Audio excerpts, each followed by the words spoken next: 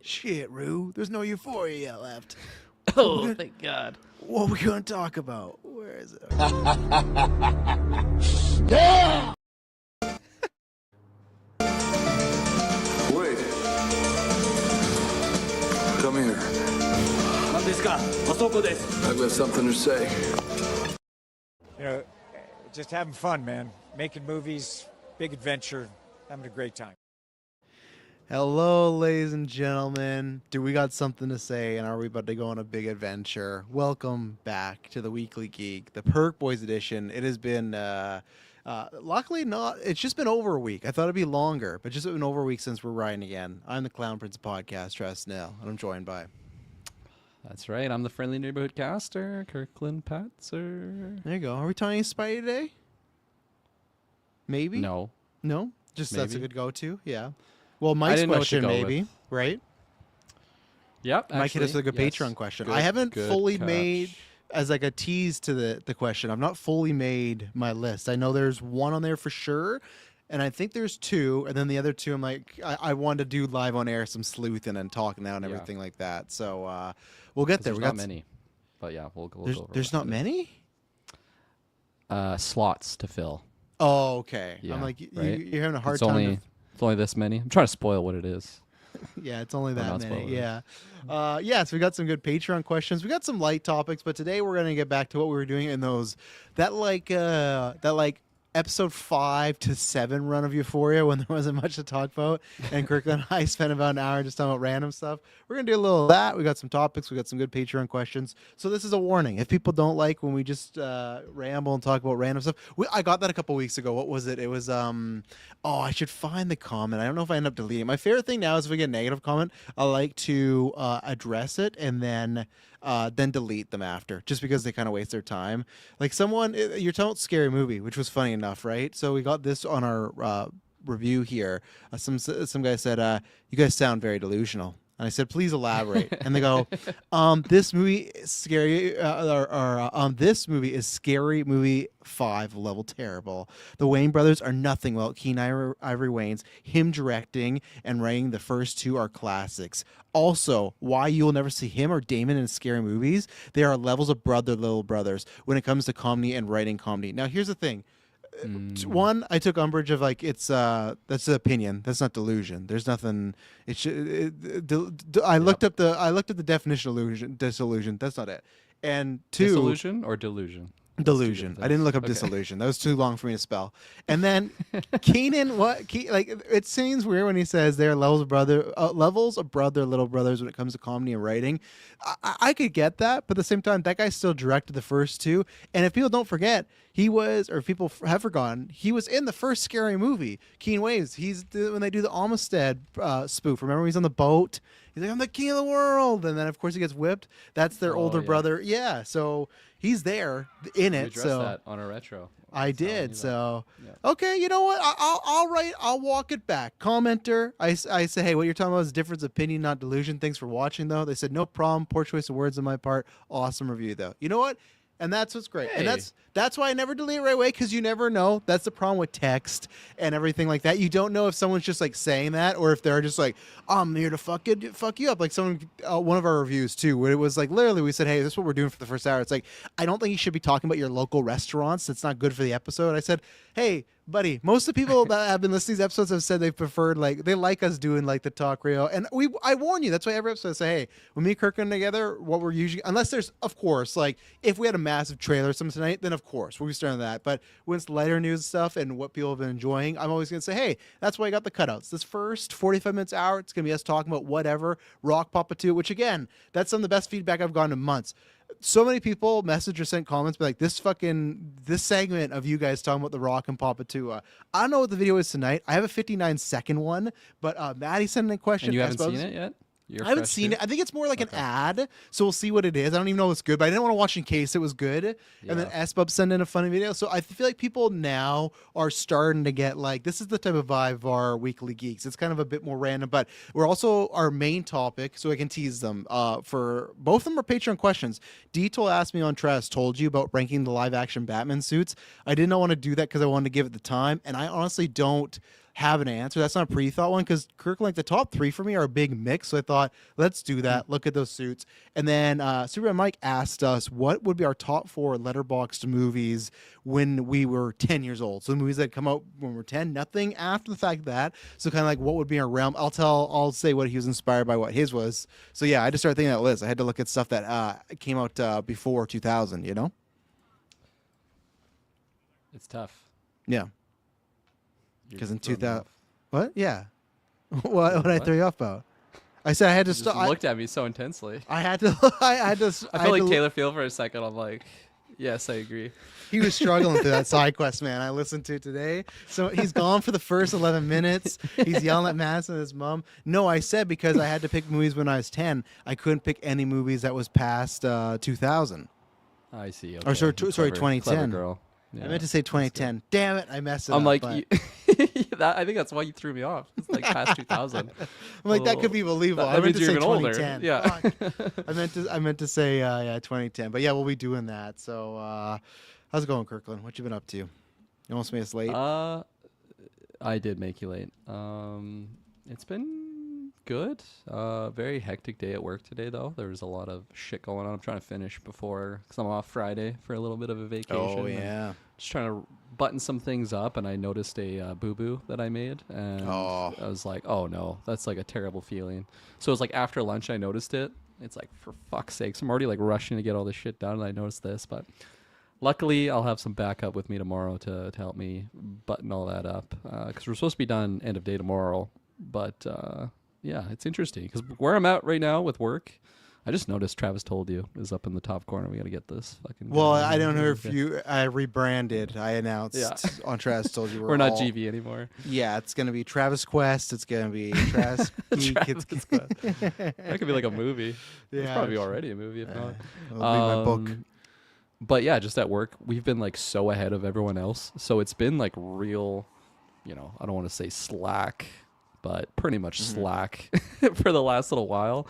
And then like this week, it wasn't like, holy shit, okay, I gotta go. But it's like, okay, keeping a decent pace, like, which is nice because I'm not just at work twiddling my thumbs. Like I'm actually getting shit done because there's stuff to get done. But now it's like, oh my God, okay, I gotta rush and get all this shit done. So tomorrow will be a grind, but I'm sure it'll make the whole day go through really good. Had a good gym session today too. Felt really nice about that. And man, I've been consistent. Haven't missed a day since I started going, and I'm happy with myself. That's the most consistent I've been ever with working out. Beyond like organized, like when I played hockey and stuff. It's like, okay, well, there's practices and dryland training to go to, but no, it's good feeling strong. I haven't been any soreness like at work, especially like working on ladders overhead. Sometimes I'll get like lower back pain. Haven't had that since I started working out again. So yeah, it's good feeling. All thumbs up across the board.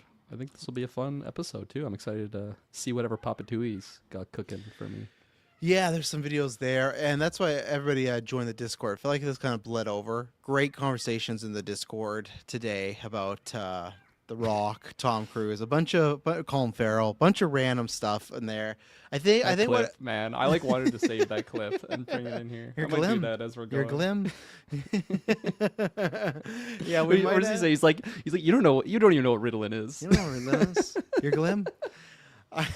Like that's me and Kirkland later on this month. We do actually. It's our when is it? No, maybe it's next month. Soon we have our bread and butter coming up. Yeah, this one is the 4-man one, which I can tease. We're gonna do the actors who almost played Spider-Man, so that'll be fun. I'm gonna compile a list and us talk about those ones. But then I think maybe in July is it me and Kirkland in there? It is. So at one point I thought it is later. At one point I thought I might change it. I want us to do a ranking of Spider-Man villains. I think we might do that on a weekly Geek, and then we might do the deep dive in the Tom Cruise 2004 to 2005 era. I think that's an episode that has to be behind the paywall for a multitude of reasons. There's just like there's some interesting interviews and some interesting, there's a full 10, that video that I sent the second time when he's like laughing to himself.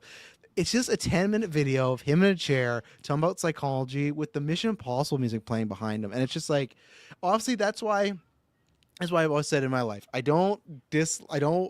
it's not so much, and I'm not saying this is the case for him, right? But I think lots of people, when he was a public about it, he was very passionate about it. And that's nothing wrong about whatever you believe in, as long as it's not hurting other people. But if you find something that helps you in religion, that's great. I think that's why I've always been more of a faith guy versus religion, or I'll say a church guy, because just sometimes you can get, you can be a gun and someone's gonna put a bullet in you and like point you in a direction you might not want to go. I'm not saying you won't want to go that direction, but he is just charged up, and I feel like religions can do that too. They get you going, and the fact you're gonna sit there for 10 minutes, and I'm sure it went longer. And so it's like we talked about that a couple months ago, didn't we? Talk about the we brought that clip, right? Was it Seth Rogen when he's talking about that meeting with Tom Cruise and the whole like pitching him on Scientology?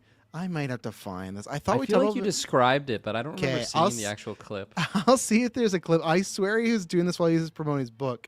So I'm not saying, again, not that I don't know anything about Scientology. I do. That wouldn't be anything I'm following. But in that era, he was especially fired up. He's doing interviews. That whole thing with Matt Lauer, he was super just like, he was just going off on a different tangent. But I said in the Discord, that's how we got Les Grossman, is because after that happened, I think we've talked about this on cast, where I'm not sure, is your mom a Tom Cruise fan?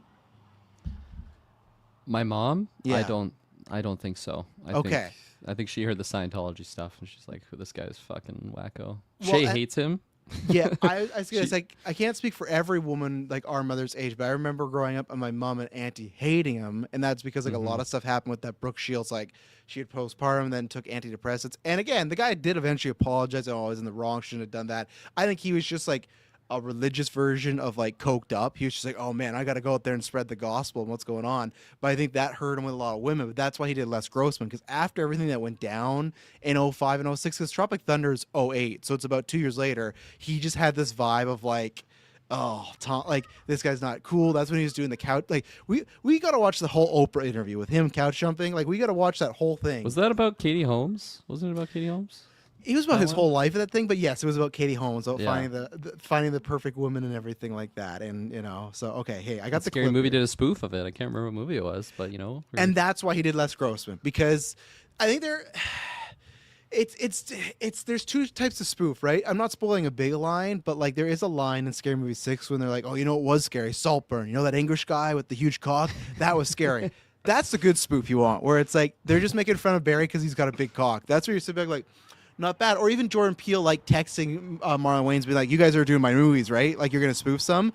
There's that, or there's the you're a part of the joke or you're the butt of the joke. And that Scary Movie, and around that time, Tom Cruise was just the butt of a lot of jokes. But I think that's why he did Les Grossman, because I think either him, his team agent, even someone at Scientology maybe were like, you gotta like be cool again, because people don't fuck with you right now. And Les Grossman after that, and after Les Grossman, he had a second lease on life, and a bunch, and then Mission Impossible 3 kind of had some issues, but Les Grossman, he was dancing, smacking J-Lo's ass on stage, doing all this stuff, and Tom Cruise was cool again, and then he did all this stuff, and he rarely, you don't, any of those clips now that were crazy about Scientology, we have our making fun movies and other funny things he says, but none of that is about his religion or his personal views, right? Or how he votes, anything like that. Yeah. And then the only other thing I guess that came out that shows the beast is still in there was that COVID clip, right? Of him yelling at the crew and everything like that. But most people were like, oh, like, we get it. Reasonable. You know? It's totally reasonable. Yeah, right? we get it. He's under high pressure.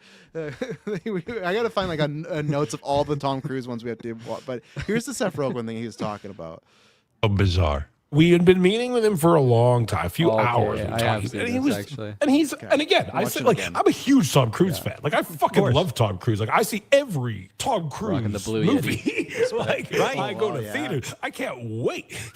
That man is determined to die on camera for our entertainment. And this meeting, by the way, was at the time when he was married to Katie Holmes, and he just had a baby with her. Right. Series. Oh, yeah. See, Right. this That is the was height. right when this meeting was like, it was at the peak of Tom Cruise. Like, I mean, I use the word mania in a very literal sense, I think, in this situation. So yeah, we met with him for hours, and not a few hours into the meeting, he goes, this Scientology stuff comes up, how weird he's looked in the press lately, kind of how, just how strange in general he's coming across. But he said, what you said in your book was fascinating. He said, The press is trying to make me look crazy because I'm costing the pharmaceutical industry so much money because he's against He's against pharmaceuticals. And then, the wording goes, and it's like with Scientology. He said, if you let me just tell you what it was really about, if you let me just give me like 20 minutes to like really just tell you what it was about, you would say, no fucking way. No fucking way.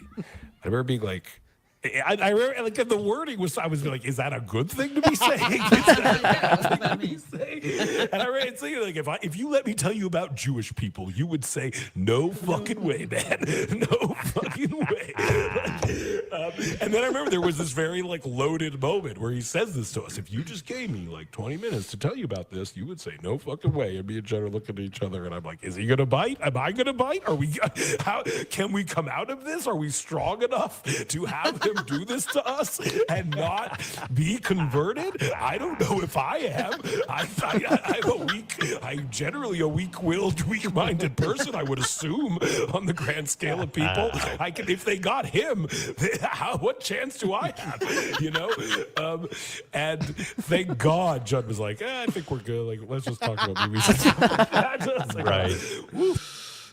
Judd's a better person than me, and I would, Tom Cruise, I will sit down and listen to you talk about Scientology for 20 minutes or longer. I'd love to get to imagine he's an know fucking intense guy, Whalefall. though. Yeah. Like, just like, especially at that era when he was just I so want to intense. see it again. Yeah. No, I think he's probably an intense guy in general. He's much like that that clip we talked about a couple of weeks ago. Did Spielberg say my kid? I threw his kid in the fucking pool. I feel like Cruise is that though. Like you would not want to really upset him in any sort of way. People go in the Discord we were talking about because Clay was talking about like, oh, it'd be great for Colin Farrell to work with to work with Spielberg. Spielberg when he does that Western. And I said, oh, that could happen, but the last time we worked together didn't go that well because that was in the era where Colin Farrell was like a big party guy. He even admits in that clip I sent, like he went to rehab 2 years later. And he told this whole story how they're like, you got to be here super early. Don't go out. He's like, oh, but it's my birthday. Can you push the shooting? They're like, absolutely not. And then he goes there. He's fuck it. And then he goes up parties anyways. And he goes to bed. And right when he goes to bed, he sleeps for 10 minutes. He gets a call being like, oh, your car's here for a set.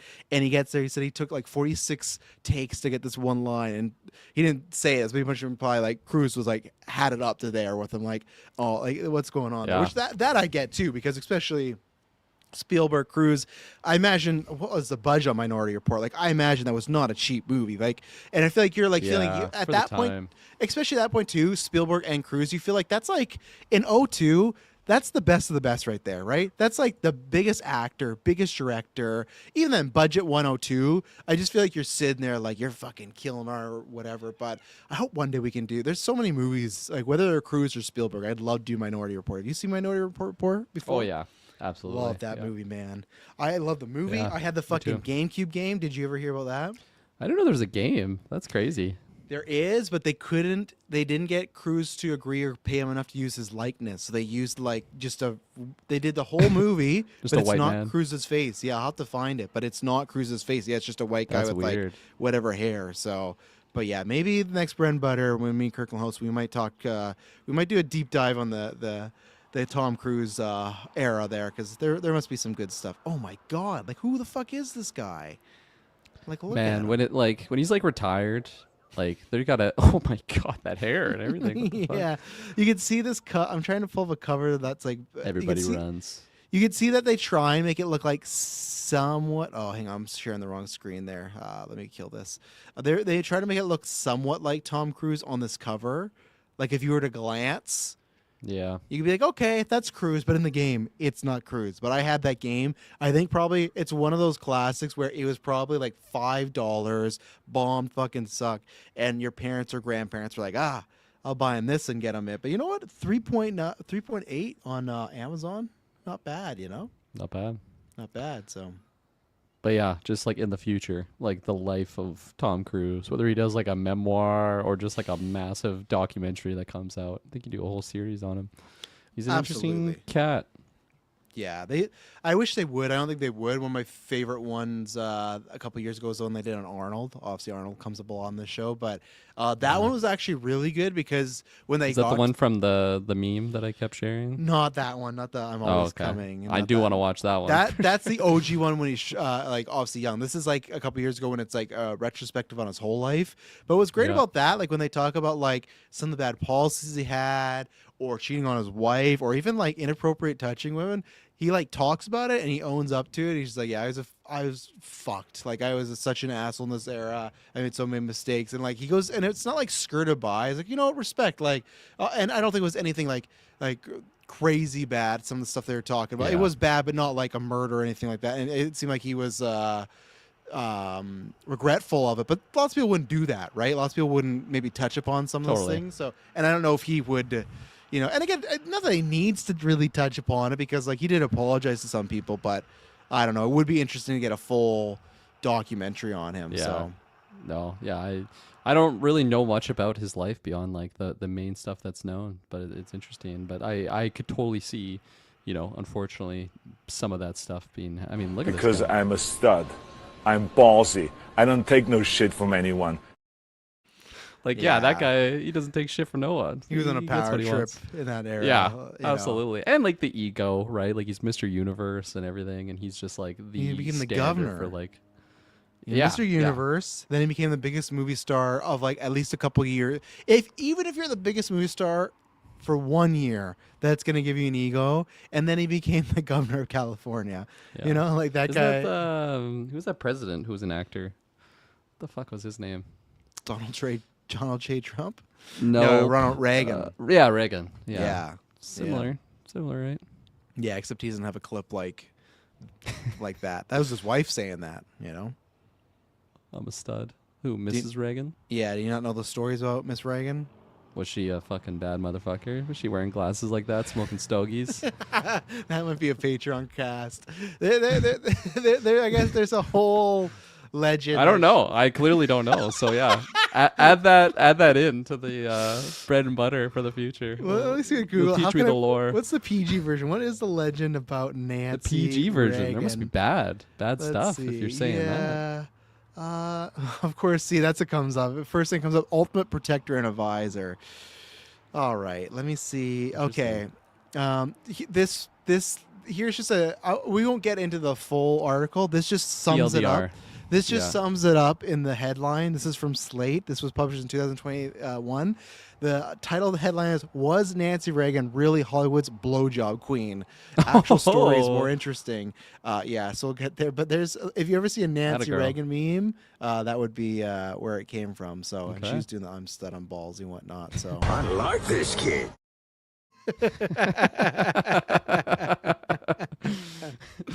That's what Ronald Reagan was saying. That's why he wiped her up. But all right, let me take up. Okay, I will. I'll pull up this clip here. Aspub sent this in. This is from let's see here. So obviously, is DJ. It's not DJ. It's adjacent to the stuff we talk about here. Okay. Obviously, this cast before. I can't remember what we were before. We changed it to the Perk Boys. What were we before? Weren't we something else? But when we were just like, we got to change it to the Perk Boys. Creed.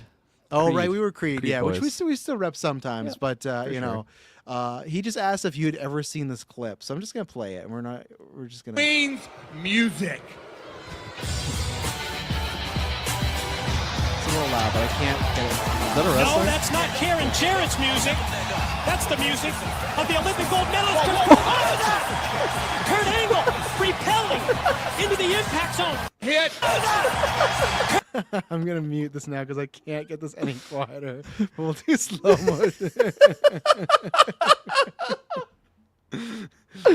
Oh my god! To set it the clip, it is Jeff Jarrett in a cage. They're gonna have. Look at him! Look at him in the distance. It's a wrestler named Jeff. So obviously, we're naming the Perk Boys after Kurt Angle. There's a segment of his life called. We're talking about people's segments of his life right now. Tom Cruise and answering, but Kurt Angle, Perk Kurt, where unfortunately, like he didn't like to talk about it, but we just kind of find it funny. But allegedly he survived. He was in a lot of pain, so he got addicted to Percocets. But when he got addicted to Percocets, he became the greatest professional wrestler of all time. Probably because he could not feel much pain, so he's just doing crazy stuff. But that's where a lot of the yas and all that stuff comes from. So Jeff Jarrett called him out. And just from the ceiling, here comes Perk Kurt rappelling in. And of course, too, like they had this cage. They set up the cage perfectly so he could rappel in. Like no one thought about it. Man, like that could shatter your knees just doing that. And I also just don't like he's doing it with one arm too. Like this is what I mean. The Perks, he didn't feel it. He's hanging by one arm. He's he could have fell on those people. He could have fell on those people. Well, it looks like he's wrapped. It looks like it's wrapped. I mean, not very CSA approved. Yeah, I can see some stuff there. But like I said, like even just, it's not like it breaks and then he slows down. Like he's going full tilt and then just lands. Yeah, like I'll play that could shatter your ankle. I'll play this getting muted though. So that is amazing. That is like. That's probably the best wrestling entrance I've ever seen in my life. And you know the backstory on these two. So with these two, they started feuding because in wrestling. So this is Kurt Angle. He went to TNA, so a company that's still around. It sucks, but went around. It went there, and he was still married to someone named Karen Jarrett. Karen Angle. They eventually broke up, and then she started to date Jeff Jarrett. There was nothing like in real life, not in even real like life. a script.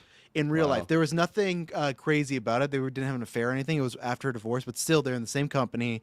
They started to date, and then they got married and had kids. But they had so after that fact, they had a match like based upon that. So it was Jeff Jarrett dating his real ex-wife, and then Kurt Angle and him having to wrestle. And yeah, that's what they do in wrestling. It's just sometimes turn the most realistic shit into a storyline. So well, it's a good thing there's no drama around it. It sounded like a cordial departure.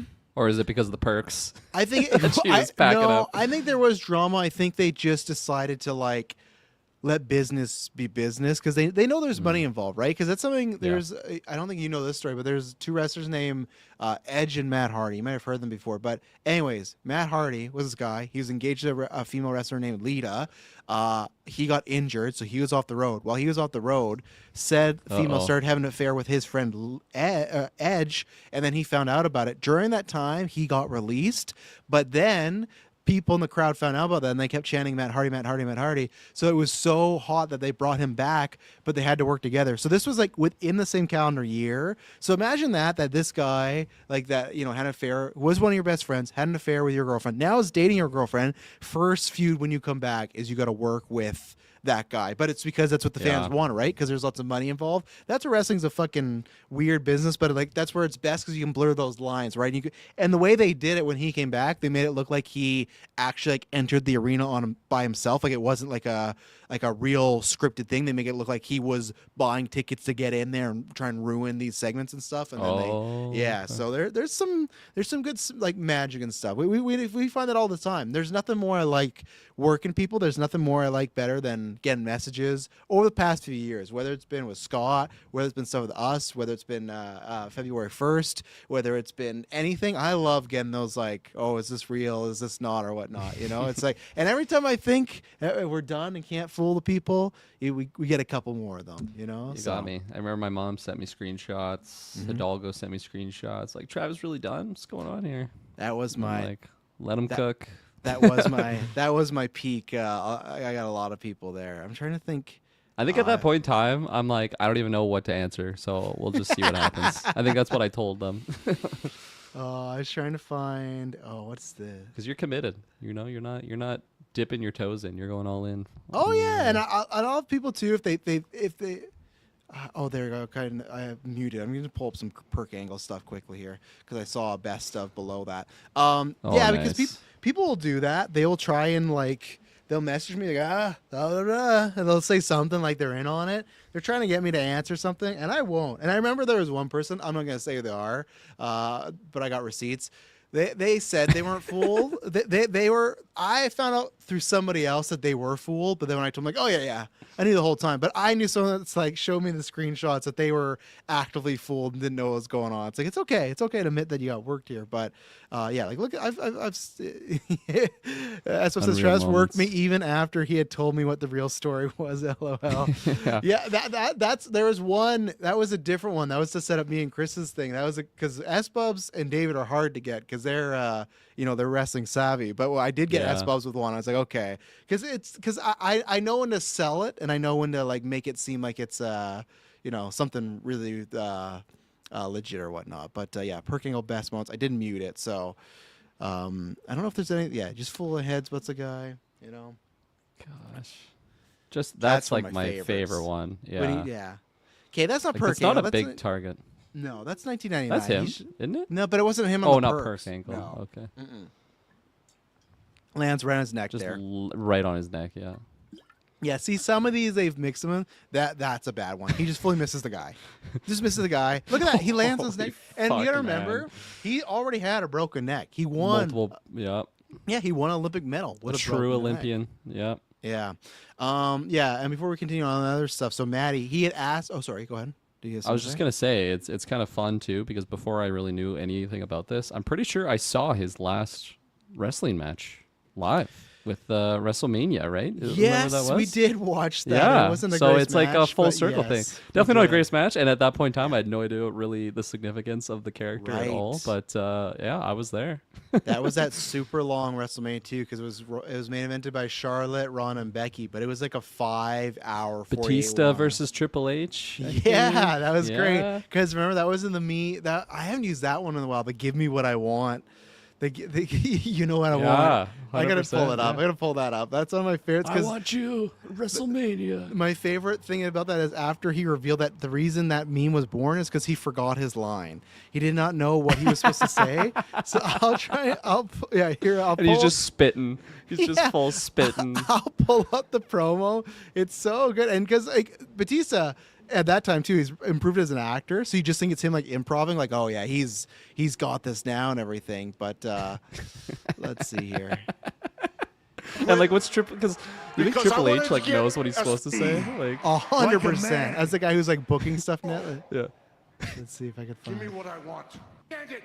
Here we go. It's killing you. It's tearing you apart. You want to hurt me so bad you can't stand it, but you won't give it to me because you're not in control. I'm in control. Give me what I want. Give me what I want. Let me hear you say it. Everybody here wants to hear you say it. Give me what I want. You know what I want. You just don't want to give it to me because you're not in control. I'm in control. Now, Hunter, give me what I want. I am going to give you the beating you deserve, Dane, and nothing more. No. But you know what? That's why I think Batista's such a good actor. When he said that, it does not actually feel like that at all. But you won't give it to me. No, like it is not. It feels like he's just like yelling, going, whatnot. Give me what I want. But give me what I want. Man, doesn't he rip his nose ring out in that match? Yeah, it doesn't actually happen. I know. I was there. Where's the calm one? The calm one's my favorite. Yeah. I think it's right before that, isn't it? Was it? It's before he's spitting, I thought. Give me what I want. Give me what I want. I'm in control. Nothing more. I'll have to find another time. You know what it's not going to make good TV. Give me what I want. It's going to bug me. You know what I want. Oh, it's this. Yeah, it's at the front. Yeah. You're going to give me what I want, or I'm So going to continue this is the line. to hurt people you love. I'm not giving you a damn thing, Dave. And then he says I'm it. not giving you a damn There we go. thing He says it except back. the beating you deserve. Now be a man. Get in this ring.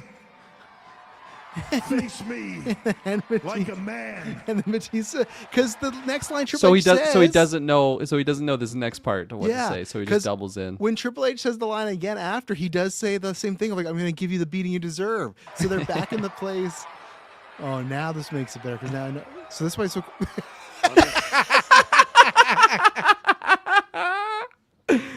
Oh man, that is the face of a man that doesn't know his line and he's to the front of so let's many see. people. So he's been good. Like a man. Triple H has 1 Mississippi, 2 Mississippi, 3 Mississippi, 4 Mississippi, 5 Mississippi, 6, 7. And he's like, fuck, what's my line? And then. Look at you. Yeah, he's, You know you want it. It's killing you. Look at you. Get in this ring. I know you. I see it. It's killing you. It's tearing you he's apart. spitting You big want to time. hurt me so bad. You can't That's so stand it, funny. I but didn't you realize won't this give it to whole me section because was you're not him in just control. treading water. yeah. Give me what I want. Give me what I want. And then, yeah, Let me what hear Triple you H say does it. next? Everybody Like, here wants to give me what I Triple want. H's eyes, you can see. Let me He's hear you like, say oh, it. fuck. He forgot this next setup Everybody line. here Like, clearly he wants him to get in the wants to ring hear or you something, say it. but. Give me what I want. You know what I want. You just don't want to give it to me because you're not in control. I'm in control. Now, Hunter, give me what I want. I am going to give you the beating you deserve, Dane. And Like, he already hit him with that line. Yeah, so, yeah, oh, totally. That's good. That's funny. All right, so I got 2 more things to lay on here. One, this was, at first I didn't think you had seen it because Maddie asked it, but then I saw you did see it. I got to ask you what you think about this fucking madman. This is why you got to join the Discord today. Taylor Field dropped some fucking question in the Discord, which I could not believe. Oh, yeah. What's he smoking over here? He asked, if you have a mouthful of food and have to immediately run to the bathroom, which of the following do you do? His 2 options were stand outside the bathroom and finish chewing / eating, or I go right in the porcelain throne while chewing. There's 10 votes. Everyone has just... I guess majority have voted. I go right to the throne and start chewing. I feel a little bad because I just said if people are doing that, that's fucked. I still stand by it. I'm doing neither of these things. When I said I'm voting for neither, I'm like, I'm not. I'm just spitting the food out or I'm finishing there. I'm like, because imagine if you're at work and you walk by and someone's standing outside the washroom just chewing their food. That looks fucking weird. Yeah. You know? I think that's the worst answer out of all of them, personally. I don't think that's ever happened, ever. In my entire life, No. where like I have And like Taylor a big gave mouth that of one food. as well. The worst answer, you think so? He voted that. Yeah, he did. Yeah. Yeah. So it's not a common thing that happens, and I don't think it's a common thing that ever happens to people. Like I think just as humans, you take your bite. Oh, I gotta go, and Yeah. like why is it so large of a bite that you like travel time? You still haven't finished the bite. Like maybe you're chewing way too much. Like a you're big piece literally of biting steak. off more than you can eat, as the saying goes. So yeah, it's a very, very niche scenario, I think. Mm-hmm. And if it truly happened, like it was go time, like I have like explosive diarrheas coming, I think I would do what you did and just spit it out. Yeah. Probably, because it's like that's an emergency scenario. Like I'm probably gonna shit my pants anyways if it's that intense, right? But like if I gotta go, as a human, you can typically just hold it. But you until voted for the finish. other one. You voted for Oh, of the you'd course. eat in the bathroom. Of course, I said I would bring my plate in there just to be a little, just to add some sparks to the fire, because I just thought it was such a ridiculous scenario, and I can make it that much more interesting. But yeah, because I don't think there's really a like. I think yeah, like if I had to choose one or the other, I'm not standing outside the toilet and just chewing. I would just go in there and do that. But I also don't like work like in an office space. So if I'm rarely going into those shitters if I can, the porta potties. Yeah. So this is like a home scenario is what I pictured. And like, yeah, I'm just gonna finish chewing and then go do the business. But yeah, it's a tough question to answer because it's just not really applicable, I don't think, to even though everybody goes and everybody eats. I don't think like this scenario that Taylor built up is like a common occurrence. No. Ever. This is again like his alien, like where he's still an alien, even though we've known him for over the 11 mothership. years. Ask your Discord members yeah, this. because like, and I just want to next time I'll have to ask him. Did this scenario just pop in his mind, or did it happen to him, and he had to put in Discord to realize if he did the right thing? Didn't he say in the Discord he like saw it or something like somewhere? Like What does it mean he saw it? No, He said, I saw this question asked and thought, man, this is such a genuine question. He loves just asking. I was like, remember when he hit us with the urinals and everything? Like, where would you stand and stuff? Again, these are just alien type questions that he's asking. I don't know. There's something up with this kid. So, join the Discord. Lots of shenanigans there. Lots of stuff, and you can find out why Taylor's done ASMR in a while, so I don't know when that's coming, but Taylor's always up to some shenanigans. Are people asking for that? You know, not to shit on his content or anything, but like you just hate ASMR. So I'm a very anti ASMR person. It like triggers me just hearing lip smacking and stuff. I get it. Everybody's got a thing, but to me, that just sounds like torture having to hear that. But he's gonna bust it out like 5 a.m. the 24-hour stream this year. He's gonna do it live on air, and you're just gonna sit there and I'm gonna fucking kill you. That's what's gonna happen. Oh God, we got asked about that.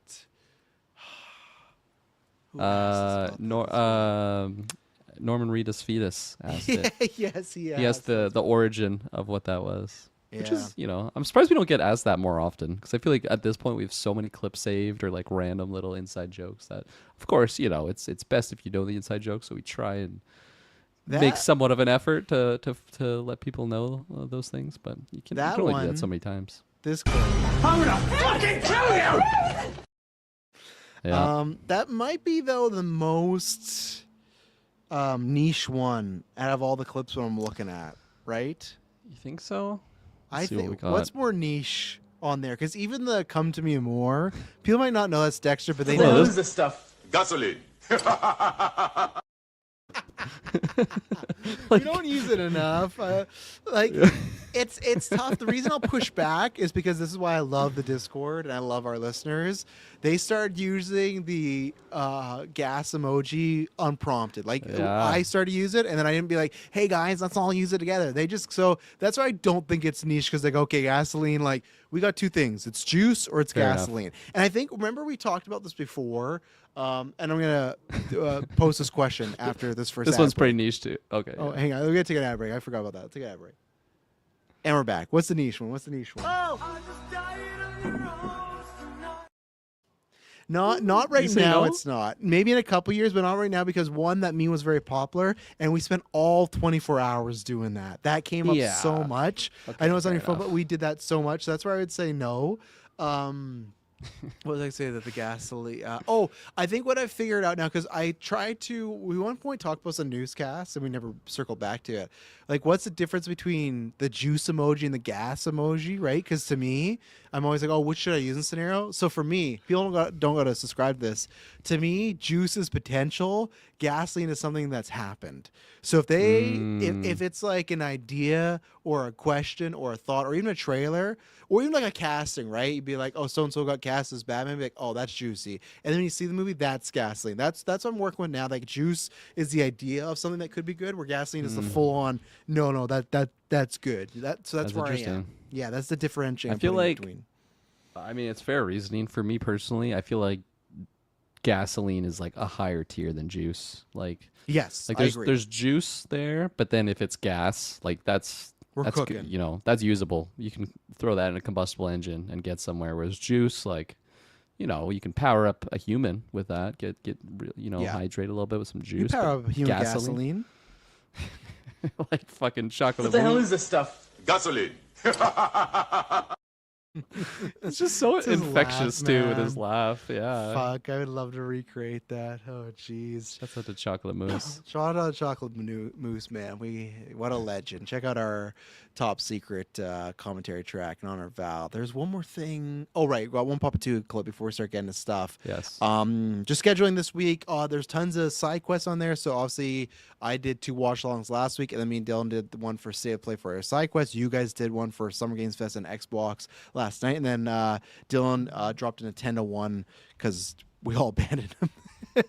I couldn't. So check out that side, guys. I'll probably talk about it next week with Dylan, because I'm on there next week with Dylan.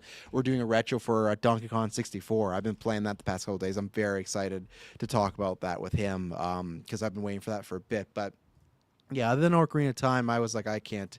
I got. Let me tell you something. I got nothing to say. That was me, and I felt bad because the day before, I'm like, oh, I'm super juiced up for this, and it was 50 minutes, not much. But we got the only lovers No left. gasoline. No gasoline there. No juice for Ocarina of Time, but no gasoline. Only lovers left alive retro is happening this week.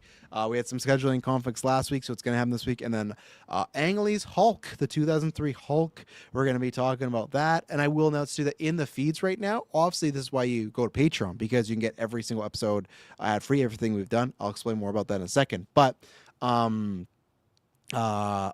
going to be re-releasing the Evil Dead retrospective and the Nolan retrospective on those films. So if you're not on Patreon, you don't have any extra chuckles to pass away. That's okay. You can get those episodes on there because Evil Dead we did a few years ago, but the Nolan retrospective we did 6 years ago. Kirkland, I was looking at some of these episodes, so yeah, it was crazy. I'm like, wow, we did this a long time ago. So so those two retrospectives will be back on the feeds. Me and Taylor will be reviewing Disclosure Day, and then next week's gonna be juicy as well. We got Spidey trailers supposed to be dropping, Kirkland, on the Wednesday. Nice. If everything goes to plan, we got an in-person cast on Friday. I don't want to officially announce that yet, but we'll see. Got Toy Story, which I'm getting notifications about. I see Taylor Swift is singing somewhere, doing a surprise performance of the. So she sang her I don't know what the song's called. It's like I knew it. I knew you. I knew it. I know you. Terrible Fuck, title. I don't know. It's terrible title. No. I like the song. I like the song. I'm gonna wait till the movie. I am purposely not listen to it. It's like the Bond thing. I want to wait till I feel it in the movie. I'm not gonna watch the movie. So there you go. There you go. Yeah, it's counter there. And then I guess her and Randy Newman also performed "You Got a Friend in Me" together. So that's great. That's fun. Taylor Swift, please don't get married in Madison Square Garden. Don't do this. Don't do this. Stop that from happening. Why are you so against that? It's just like it's such a billionaire thing to do. Like on one hand, if I speak. On one hand, it's not like okay, here's a comic book comparison. You got Fantastic Four, Rise of the Silver Surfer, big popular celebrities that are getting married, helicopters coming in, taking photos. They can't do that in Madison Square Garden. They can't have helicopters seeing, her in her dress, right? Like it's a closed event, high security. So like everybody that's on the list is going to be the ones going in there. What are you look at you swallowing your tongue there. I don't care one way or the other. I'm a Swift fan, but hearing this news, it doesn't trigger me or untrigger me in any way. But people are getting triggered by it, and I'm just like, why? Why is it such a big deal? It's just because I don't know. I'll say this. All I'll say is I think those people have a right to be triggered, in my opinion. But why? If I speak, I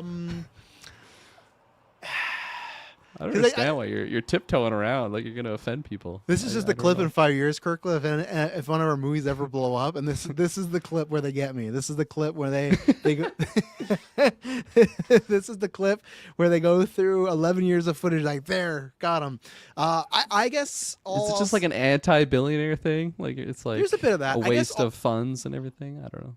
There's some of that. I guess all I would say is it's like what we talked about before, a delusion opinion. In my opinion, that they could get Tom Holland and Zendaya, obviously not on the level of Taylor Swift, right? But they got married. No one even fucking knew. If you want to get married, no one knows. You could get married, no one would know. That's one. Two, when you get in such a venue and a place like that, even though they're not going to be selling tickets, everything like that, that feels way more. I guess I just personally would not want my time and wedding to be in a grand stage like that where it feels like a music event or a show, because that to me is no longer a wedding. It's a performance. It's just kind of out there to be like a look at me. And then three, I said this to Emily. So you sit them down, right? And I like them both too. I think this thing, I'm walking, because at the end of the day, them both? I didn't think you were a Kelsey fan. I liked him as a player. I don't feel any way about. I think Kelsey's a little. I have liked him a little less the past couple of years. I think he's very. I don't know. If I speak, I liked him less the last couple of years. I'll just say. I think for the third thing is though, if I said to Emily, if I were to sit them down, both of them, I like them enough. I don't personally dislike. There's not many celebrities or real life people I dislike because I don't put that much energy into fake. Like all these people are different versions of themselves, right? I won't know any of them. Same thing like Tom Cruise. You could sit down and talk to him, and be like, you know what, I get why X, Y, and Z. I understand your points. I wouldn't personally go that way, but I understand it, right? All these peoples are like versions of themselves. Everyone go watch Lestat the Vampire. The whole episode's about that. Phenomenal. We'll talk about what we've been watching a little bit. I think that if you were to sit them down and you go, hey, in a year from now, right, Kirklin? And the rumored guest list is 1,000 to 1,200 people, right? You sit them down and you look at them in the eye and you say, you can't use your phone, put that away. You say, can you tell me everybody that went to your wedding? I don't believe for a fucking... No, they won't be able to. So then what... If I speak, I would push back on on you saying it's like instead of it being a wedding, it's performance, but it's like that is literally her entire existence has been performing, right? Like since she's been 6 years old. The most important day of your life going to be that too? Because she's had many important days of her lives. Like I don't know, it just seems would this not be unsurprising to me? The most what? Important day of your life. That's what it's supposed to be when you meet your partner or have a kid. Probably when she has a child. That'd probably one up it, right? Because then it wouldn't be 1,000 people guest list. Yeah, maybe the gender reveal party. It's such a different type of existence that, like, okay, if that's what they want to do, that's what they want to do. At the end of the day, I'm not actually perturbed about it. It's just when I see it on paper, I get why people. It is a very like 1%er wave money in her face sort of deal. Absolutely. There's no one like Taylor Swift. There's no one like Taylor Swift. She's bigger than Michael Jackson. Sure. No, she's not bigger than Michael Jackson. She's bigger than Michael Jackson. She ain't gonna have $1 billion biopic one year. There's nothing. She will. She absolutely will. I think you're underestimating the Swift fans. What did that? She is like movie make? Massive cult. Yeah, actually, that's a good question. Yeah, but it's not. It's not on the level of Jackson when they're like he went through the trial and it's still like, like the death threats there. So it made 267, and that's about her. I just think because the reason I'd say this though is because with Jackson. With him, there comes the music, but there also comes all the controversy where she doesn't really have that. So that's what I'm saying. That movie wouldn't be bigger than Jackson. I think there's the same thing as Freddie Mercury, right? She wasn't hiding that she was gay or not to be like morbid. She didn't die. Maybe she is. Maybe that'll be the big reveal in a couple of years. At the wedding, this woman walks out. Blake Lively. Man, I'm gonna try and put a pin in this, and one day we'll get a biopic on Taylor Swift, and then do the comparison. I think at the end of the day, you're probably right because Jackson spans more generations, in my opinion. Where I think Swift, I think his music was. I think there's enough like people. The longevity of his music, maybe, is that what you mean? I don't know. I can't say it's 100% right because I'm not a Dr. Manhattan type. I think there was a point in the world where you could have 95% of the population love Michael Jackson's music. I don't think that's ever been the case with Taylor Swift. I think Jackson was, and whatever you want to say about Swift, she's improved over the years. She does not hold a candle on stage what Jackson did for the body, for the movements, for the choreography. That's been always a slight against her, right? She's gotten better, but her movements sometimes it's not the greatest, right? Where Jackson, that is like he was like a phenomenon. I'm not saying that's Taylor like Swift comparing is not. like hockey to soccer. It's like different type of sports. They're both musicians in pop. They're both musicians in pop. They're doing the same thing. But like you could say like Taylor Swift like killed it in multiple genres of music, where Michael Jackson didn't do that. He had his bag, baby. He was the pop star. He wasn't doing country albums as well as like acoustic versions. You could argue it's kind of R&B, okay. In those early years. Taylor Jackson Swift 5. has songs that are R&B. Like I feel like R&B songs. Well, let's not. There's probably. Yeah, I don't know. I am a fan of both of them. I am too. Absolutely, for their music. I never watched Jackson, so I don't know all the juice. I heard the truth wasn't being revealed, so I immediately didn't really care about what that movie was going to be. There's a doc on Netflix but last week. I think... Sorry? There's a doc on Network. Didn't you see Jackson the Verdict? It's all about the trial. Oh, I heard about that, I think, on the radio or something. But I'm more of a Taylor Swift fan just because more of her music is interesting to me. I still love listening to Michael Jackson music, though. I think at the end of the day... If I speak... Michael Jackson is probably bigger because of the significance and the time, right? Yeah. Like there was no one like Michael Jackson before Michael Jackson, I don't think. Whereas like Taylor Swift, it's a different comparison because like she is the biggest artist in the world by far. Easily. Now. You try to compare Beyonce to her many years ago, which was crazy to me. But no, Beyonce's no. You got to walk that back. I'll walk it forward depending on what you say here. If I speak, Beyonce. I will say that Swift took that crown from Beyonce, but Beyonce was holding that crown. Yeah. Okay. That's yeah, what I. okay. That's my. I'd agree. I would agree with that. Yeah, that I'm not saying there. right now Beyonce is bigger, but I'm saying that while Swift was on the come up, and again, look at where all that tide was, right? The whole, it's just so funny how life is. Like the Kanye, greatest album all time. That's because everybody was like, "What? Beyonce didn't win because she was the shit at that time, right?" It was like an upset that Taylor Swift won at that time. And I'm not saying she didn't deserve it, not because I don't put much stock in the Grammys. You look at the rock category. Yeah. It's like the Oscars, but for music, right? Nobody cares. No, everyone cares about the Oscars. Grammys, dipping every. No, I think they're pretty equivalent too. I got my issues with the Oscars nowadays too. But no, I'd say she took it. I don't know. I'd have to wait because you got to think about all a different path for her. But Beyonce was in Destiny's Child, which was a huge deal, right? I don't think Swift is going to drop off, but I think I can't judge their careers until Swift is in her late 40s and 50s, right? Because not many people Beyonce's age are still having massive world tours or the singles and the albums that come up and sell, right? That's kind of like a plateau. So, and I'm not saying Swift won't do that. I think she will do that. I think she has a very big fan base. I think she's very smart with their marketing. I think I'm right in the middle. I'm very much like BVS with her, where I think there's a lot of people that do overrate her songs, but then I do think there's people that really overhate the songs and overhate her music and everything like that. So I'm very much in the middle and the camp. I'm an album type of guy. My era of Taylor Swift is long gone. It was Red to 1989, and the rest of the stuff is good so far. But that's where I live. Lover was pretty good too. Lover was fantastic. I for a while I thought that was her best album. I circled back to 1989 actually. That's what I put my stamp on. But Lover I think is a good all around version of her. But what I was going to say to counter with the Swift thing. And obviously it was the times, everything that happened, and this is not just a Swift. Nobody has anything like Thriller. And I know it's like a meme. Thriller is such a Halloween meme, but Thriller and that music video, that song, that is that's Swift does have a many big hit songs, but just Thriller alone and that everything that came with that music video and that vibe, that jacket, that is that's like a pulp culture Mount Rushmore moment, which I don't know if Swift has one of those. The Eras tour could be talked about, but it's that's tougher because it's a tour, right? I'm talking about a singular look at this 15-minute music video that they played in theaters and it was this big deal and everything, right? No, yeah, all good points. And you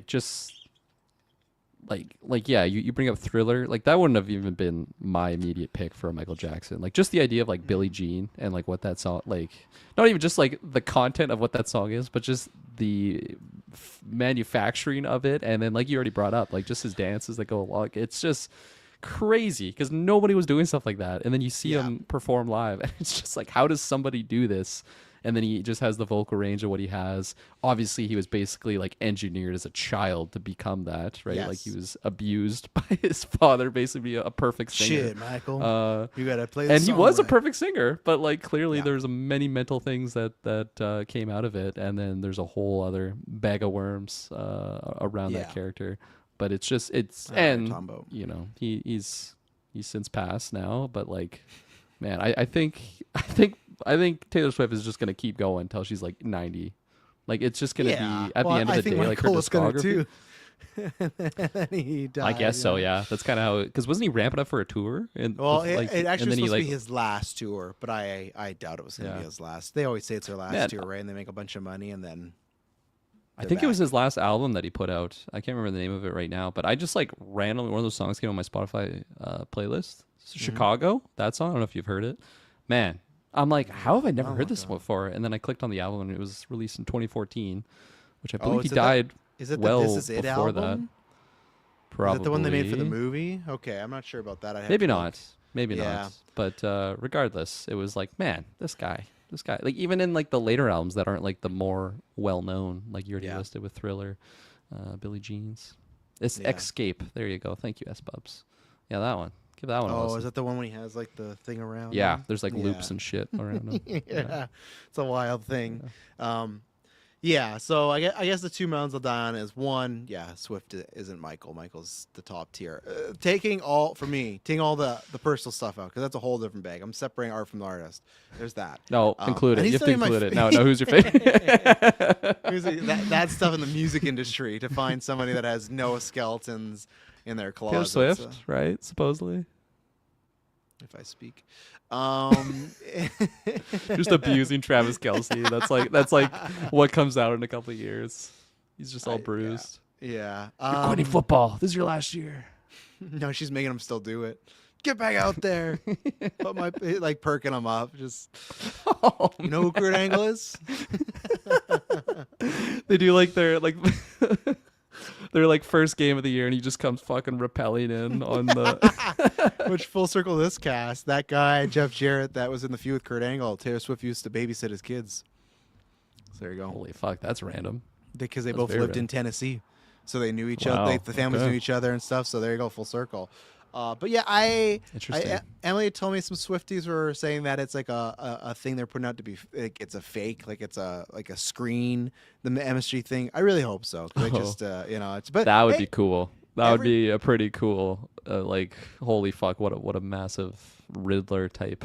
That'd be great, and they trickery. do that stuff. But yeah, and again, it's there when you do whatever you want. When I heard that, I guess the nicest way to say it, and people don't hate me, it's just opinions.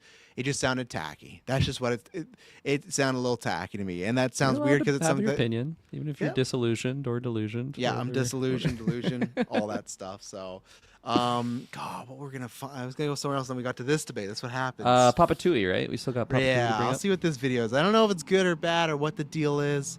So we'll It's go only from 59 there. seconds. And then I gotta do the promotion of things. Things. Yeah.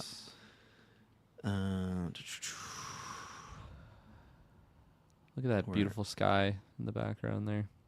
9:11 Yeah, p.m. that's nice here. and nice sky there. Yeah, I know. We got to film some stuff on June 20th. I think we're gonna have a later start time than usual For because the I was like, sunset. Yeah. yeah, I was like, we need pitch black, and I was like, look, we'll plan this like 9. I'm like, okay, we're gonna start filming Yeah. a little later. So I don't know what this is. So this is The Rock. He put this out June 4th. So after we did, holy shit.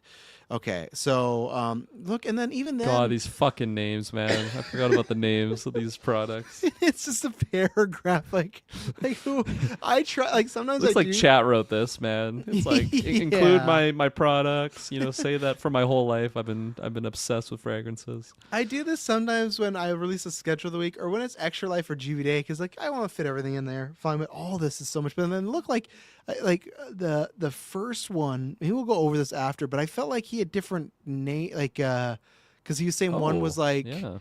one was God like black and leather. Oh no, some of them. Oh yeah, no, yeah, the Leather and smoking woods. bourbon. Okay, there we go. Okay, Yeah. let's see what this video is. Okay, And shift your whole Fuck, he's Okay, coming. he does talk in it. So people don't know this is The Rock's. At first, it was just his hair care. It's just like men's product. It was hair care first, Yeah. and then it was The face cream. like face cream, and now he's on to deodorant or fragrances like what is it? Not Cologne. deodorant. Cologne that he wants you to layer. Don't forget. Everybody go check out the last. Please don't do that. Whoever's listening to this, do Everyone not check- layer your colognes. Everyone check out our last Weekly Geek because we broke down a much longer video where he's in his backyard. But here we go. Let's watch this ad for Papa Tui. See what's going on here. I love too in the backyard video, like you brought it up. It's like he's probably just going through like 6 products at once. Like, man, this is near and dear to my heart. Just doing these fucking ad reads. Man, I loved Rock and Sock Robots when I was a kid.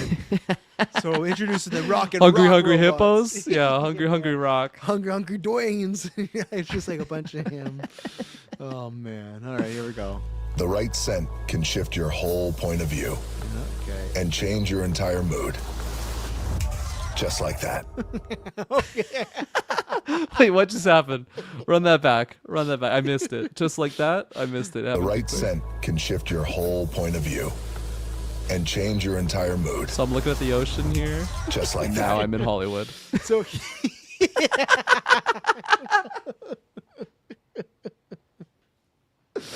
Just like that, man. You could be this if you layer your colognes like Papa Tui.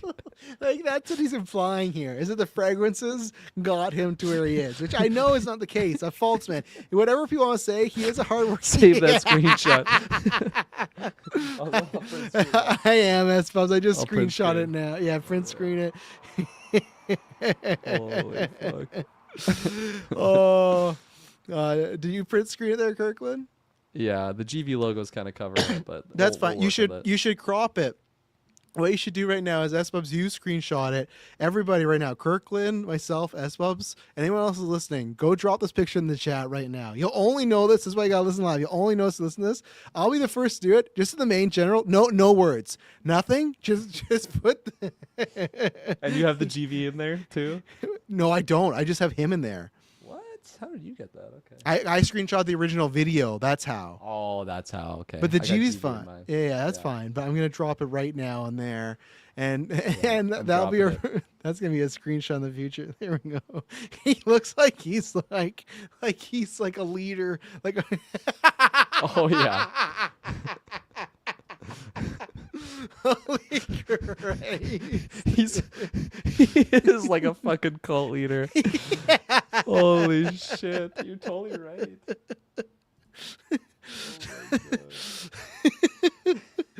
Oh god. Okay. Hang on, I gotta screen share the Discord. It's a good promotion for the Discord. I want to join the Discord. It's in the link down below. Here we go. There. We got Kirkland. You dropped yours yet? So there Sorry, we go. no, I had to rename it. People don't know what it is, but there we go. We got myself in there as well as. And it's great too because it's all like different images that we have. Oh my god. Okay, we'll wait for Kirkland's to get in there. There's mine. Mine's a little smaller. He looks like it's zooming in. Look at it. Look at it. It's like an Mission Impossible thing.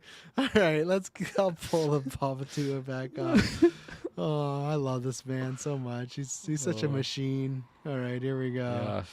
Food. Just like that. That's why I tracked down some of the. Why that drip? The drip. Why is this like a sex or horror video? Just like that. That's why I tracked down some of the best noses in the world. Okay. Yeah, him and his noses he keeps tracking down. Holy fuck, man. Hey, come here. DJ wants to smell your nose. You know what I think? I'm going to wait till we hear the rest of this video. He said that in the backyard. Was he just reading the commercial script live and they just lazily turned that same script in the commercial? He said that Actually, exact yes. line about the Yeah, best you're noses. That's why I tracked down some of the best noses in the world to create our first luxury colognes. We designed each scent to take Luxury colognes, I remember, like $20 to $30 that he said. Oh, Okay, yeah. we'll see. you places, to transport you. Confidence with a little polish and a lot of edge. Wait a second. That's not ice cubes, is it? Oh yeah, it was. And a You lot can of- drink this shit. Ice? Well, I Oh, I guess one get of the it's the flavors is vibe. bourbon. Right, It's okay, bourbon, okay. right? You're right. Even though, like, I guess P1, it just transports you to We New York. designed each See, scent like to I have take no you idea what the places. fuck which one P1 is. Like I don't transport know you. if that's P1 smoke and is amber. 'cause he didn't buildings call them. and driving. What are you wearing? It smells like To transport skyscrapers you. and and interior of a wheels. vehicle. Yeah, Oh, driving there's wheels. Mike. Mike dropped one on the Discord now.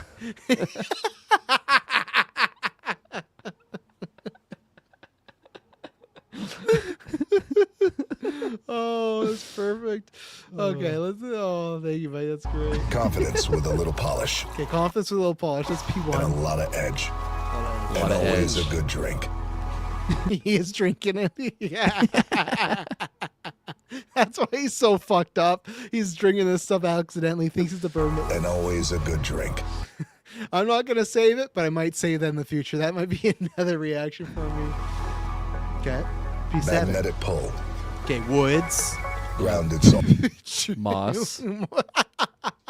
Woods, Grounded moss, soul. mountains. Okay, woods, ground, and The soul. thrill of heading somewhere unknown. Oh, no.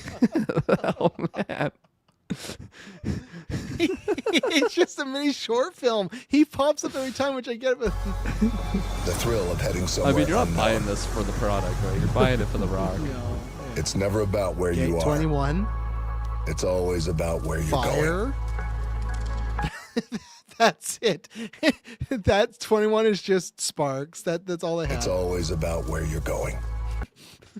Do you smell Right, like ash? I missed that. Sorry. Oh, Yeah. sorry. So 21 is just one thing. It's always about where you're going. Always where Just we're sparks. Just sparks, though. It's just you smell like ash, you know? Where's your horizon? Oh, fuck. Where Is do that you him up want to there? go? No. going. That's what people will be saying And if you're most layering it. Like importantly, DJ told you how to do you do. wanna feel? Oh, there he is. You'll be at TIFF. You'll be at the Toronto Where's your International horizon? Film Festival. Where do you want to go? You want to go to And most TIFF? importantly, how do you want to feel? Papa Tui's luxury cologne collection. Find your number. Available at Target. You know what? I'll give him some credit here. I like that. I like the tagline of "Find Your Number." That's nice and clean. That's pretty cool. That's good. That's Find pretty your cool, number. actually. But Yeah. What's your number? What you're picking? If you could only pick one here. out of these, well, I don't want to smell like a fire, and I don't want to smell like a steering wheel. So I guess I Yeah. got to go with 7, right? You got to go with the moss. 7, the You moss. gotta- yeah, the black mold. You I'm know, gonna go that- P1. you're going. You P1. want to smell like buildings and a steering wheel? I don't know what that smells like, but I just like blue and We can go back P1. I feel like P1 sounds clean. I'll pull up the original post now too, because when we read that, bug, get out Yes. of here. Let's see here. Okay, I'll share this. So yeah, he shares his minute video, but then he also has just like whole thing. Okay. Real. Oh, and he got real talk in there. Does he? So he's got the bullshit at the top, and then okay, now we're gonna get real here. Real talk for all my guys. Real talk. Who he didn't write any of this. Okay, your Papa Tua luxury cologne collection has arrived, and then he has the emoji of wine glasses cheering. Okay, most of my life, I've loved and obsessed over fragrances. Before I thought it was his life, now it's most of his life. So there was a period where that wasn't the case. Okay, and for years now, I've been enamored with niche extracted notes. That's hence the steering wheel. He one day Rock was in his car. He's like, you smell that? But let's not forget that's all bullshit. Because Right. after this, then he Yeah. goes, okay, real talk here. Real talk. I wanted to create a luxury fragrances to steal your money. No, for all my guys, but without luxury prices. I never want you guys thinking about that. No. He doesn't say you guys. He says I never want guys thinking about that. Like in general, all guys. Like, there's no way the Rock is going to sleep at night, and he's like, "Man, do you think men are No. just worried about buying cologne? It's so Fuck expensive." no. He's looking at his fucking income. Is what he's looking at. Talking to his money people. Premium should never be out of reach for anybody. Okay. I also want to give my guys. Wait, I also want. Oh no, but I also you're want my right. guys to have. So no, there's okay. I wanted to create luxury fragrances for all my guys. I never want guys thinking about that. I also want my guys to have confidence, intention. It's like he's talking about two different groups of people here, right? There's my guys and guys. Very classist here. DJ, how do we get in the my guys group? I will fucking I'll sell out quicker than Let me be there, man. I want to be with you on the ride. I also want my guys to have confidence, intention, vibe. Just vibe. Doesn't matter what the vibe is. I want you to have a vibe, gratitude, and ready to show up every day, all day. And for me, the right fragrance will always set the tone. So P1 is leather plus woods, whatever that is. How do you say that fucking word? Fourget? Fougere? Fougere. We're going to pass that. Modern, bold, masculine with a competitive edge. Like, What does Fougere mean?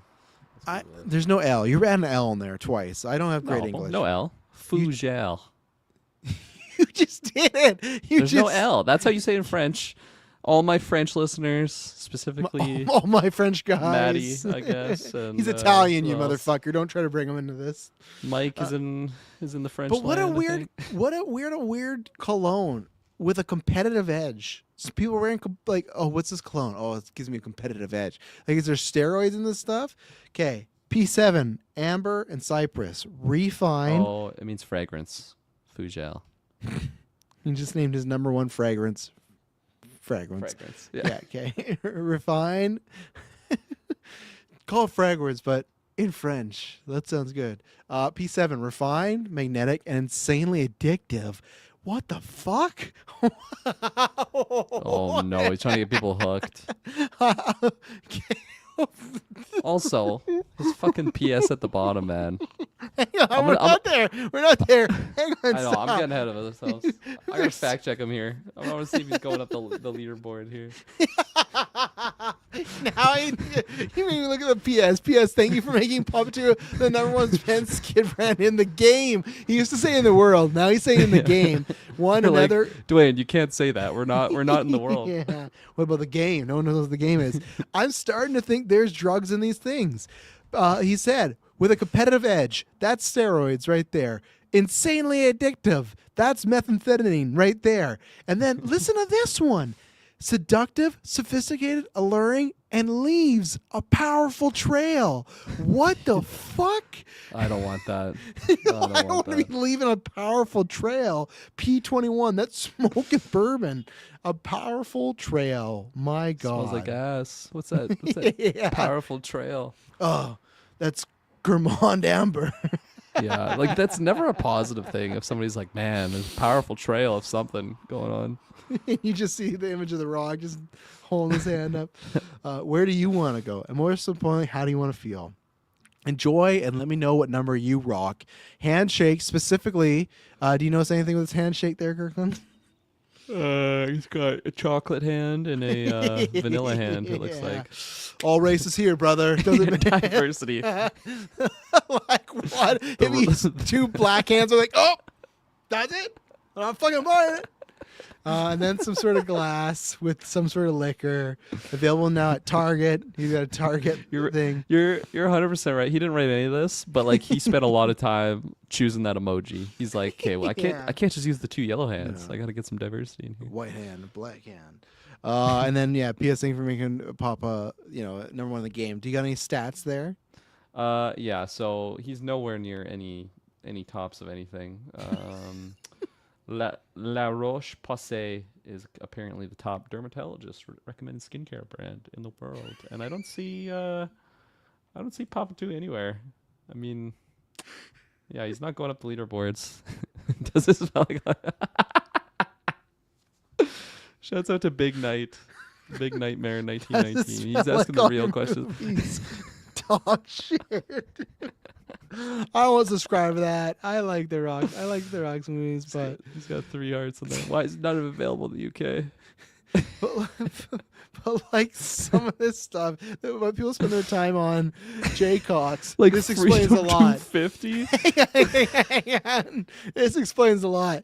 You go to the Met Gala dressed in a skirt to appease the Hollywood crowd, yet you turn down an invitation to attend a real men's event like Freedom 250. Now you're worried about fragrances? Gets Hollywood neutered you. Sad what you've become. Man, that's so sad that there's people like that just comment stuff like that. So, but you heard about that, right? That he turned down the invitation to join Freedom 25. No, I didn't know what that was, and I didn't know about that. But you know what that is now? I assume I know what that is. What is it? Sounds like a Charlie Kirk type event. What are those called? Or not Charlie Kirk. What's his wife's name? Erica Kirk. What are those things called? Did she have like a company? Is this where I cancel myself for getting all these things wrong? I'll just Google it. He's Google at it myself. Erica's Kirk's event selling his fucking fragrances. What are those things called though? Like her Charlie Kirk shirt. While he's like, he would love this. He would love this. Oh man. Oh, it's the UFC fucking White House thing. What am I thinking of then? Let me pull this up. I gotta do some Turning Point USA is what I thought. That's the brand, yeah. Apologies. Oh my god. Oh Jesus. Yeah. So. Classic mistake. Yeah, classic mix-up. So that's what Rock's up to. He's the best in the game right now with Papa Tua. Papa Tua. Let's see right now. Do they got 3,000 followers yet? They're working on it. Papa Tua itself hasn't even tweeted. This is crazy. It hasn't tweeted since May 2nd. Like, this is crazy. He keeps linking it. It hasn't tweeted since May 2nd, 2024. And then the last thing it retweeted Oh my was god. yeah, the last thing it was retweeted was The Rock's tweet on April 17th, 2025. So they've just abandoned the social media, and it's just The Rock Because they doing keep it. running The Rock's social media. They keep posting for him. They keep forgetting to post on the Papa Tui website. Fuck, I hate Or to do Twitter. this, but we're doing this. We're going back to the very first video because we were new adopters of this back in 2024. Okay, so this is Welcome to the World of Papa He was probably Tua. still number 1 at this point in time. Too. Yeah, they launched at number 1. All right, what does he say? All right, fam, here we go. Man, I am so excited. I am hyped to finally be able to using The share Rock. this really amazing news with you guys after years in development and years of testing this product with hundreds and hundreds of guys. Oh, the Ladies guys and again, gentlemen, not his Yeah. guys, the welcome guys. to my world of Papa Tui. And he says, But see, ladies and gentlemen, as if ladies are watching this. Like, he keeps addressing to the guys only. I was just gonna say, how did no one Yeah. like ding him on that? He says, "I've been testing it on guys," and then it's ladies and gentlemen. It's just a turn of speech, but still. Now, over the years, you and I, we've had a lot of conversations, a lot of dialogue, a lot of Q&As. What? As you When? guys have asked me about, Hang on. and we've talked about our workouts. See, that's our true. cheat His meals, work- yeah, that's our true. businesses, our But you know what else ambitions, they've also our asked me? why, our family, our relationships, our tequila. But what He you doesn't may ask not me a single know is question. I have I'm calling And, him out. and also, like, don't get me wrong, I'm terrible spell all the time, but like this video is full of like they did R wrong a couple times. This is the launch video for Papa 2 and they got spelling mistakes. Oh, I see. our Yeah, I missed that. tequila. The wrong But what R. you may not know is I have so many of you That was guys correct, though. The quietly OUR there. Ask me Yep. what I use on my skin, what is my Quietly, wellness and they my- just like at None a of this sign shit. like, "Hey, Rock, what do you use?" Like, and no one's getting that close to the Rock to ask him Hey, quietly. grooming, skincare, what is my routine? Yeah, and it's he wasn't always using funny this to me before. because He didn't the have, like, a personal conversations that I stash. usually have as it relates to my skin has always been like dudes pulling me aside and be like, "Hey, Rock, can I talk to you for a second?" I'm like, "Yeah, what's up?" And they kind of like looking around. What do you? Oh, they do whisper like to your him. skin. I'm like, dude, Yeah. why are you whispering? Let's have this conversation out in the open. Here's what I did in the creation. It's because like, "Get nobody the has fuck away fucking had from this me." interaction with you, Rock. This is a fake scenario that you're. Of Papa Tui Men's Care.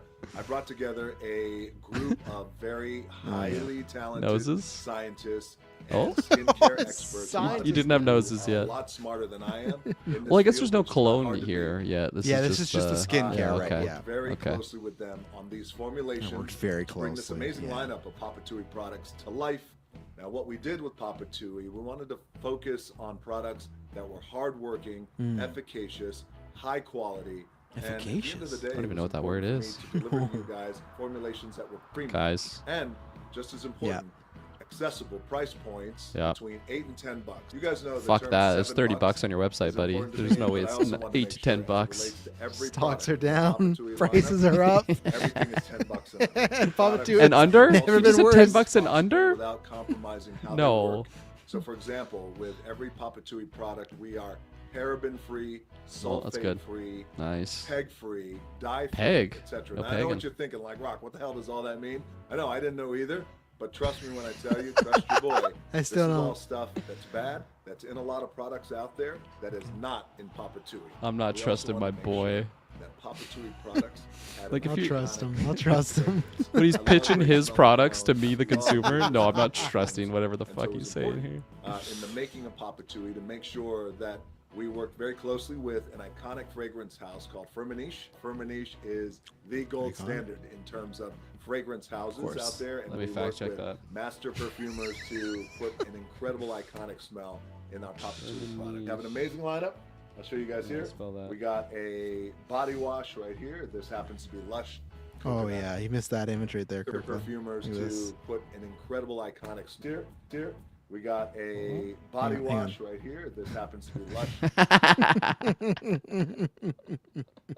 coconut. Man, the way he grabbed that bottle too, like go back when he grabs it. He like reads it like, okay, what is this thing? What the fuck is this We thing called? got a Yeah, body wash. he does again. Incredible He iconic never smell knows what he's in our picking Papa Tui up. product. Have an amazing lineup.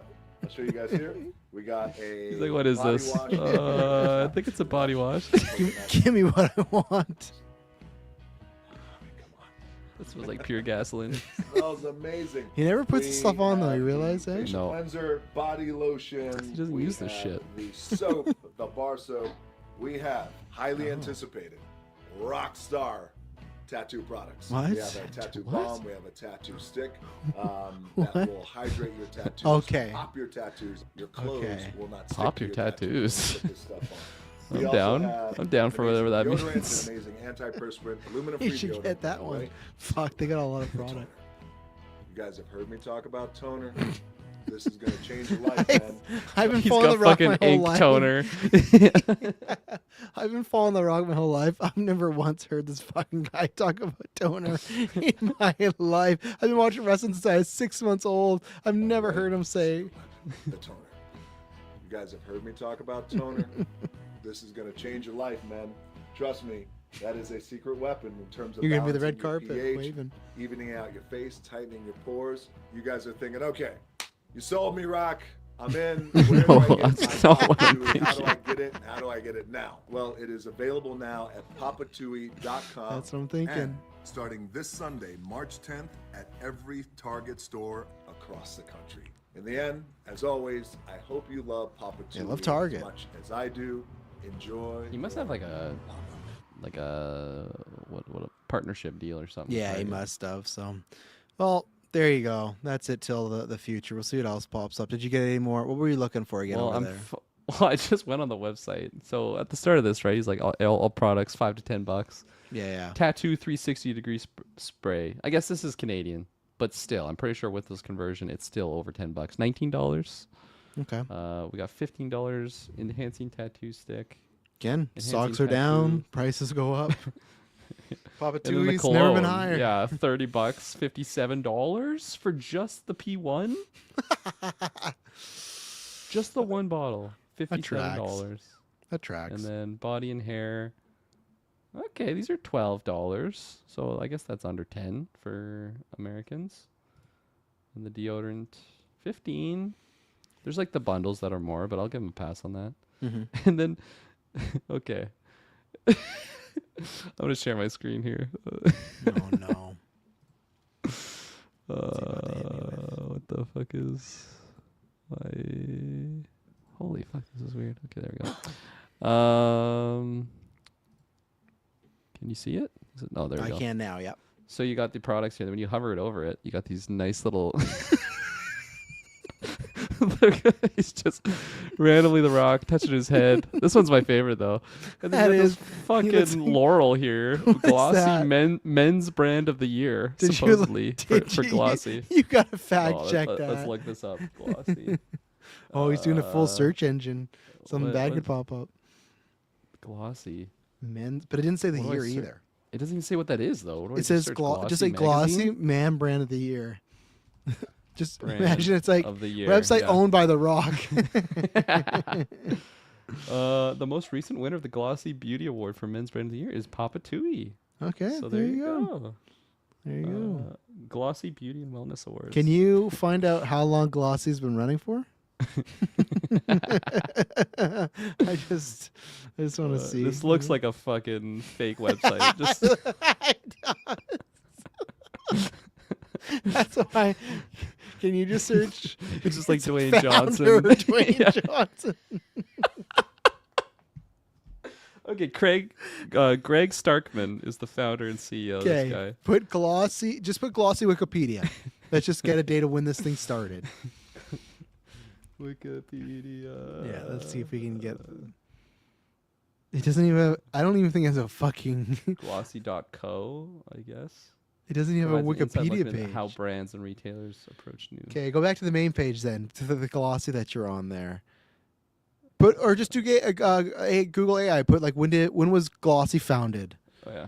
Yeah. When was Glossy founded? Okay. 2016. Okay. I'll give them that. So it's been around for Yeah. 10 years now. Okay, they got something there. It's got like some- 2024 purchase majority stocks by Dwayne Yeah, Johnson. $7 production. Yeah. There we go. Okay, we did it. All right, let's take our second ad break. We'll get to some actual topics, and then we'll be right back.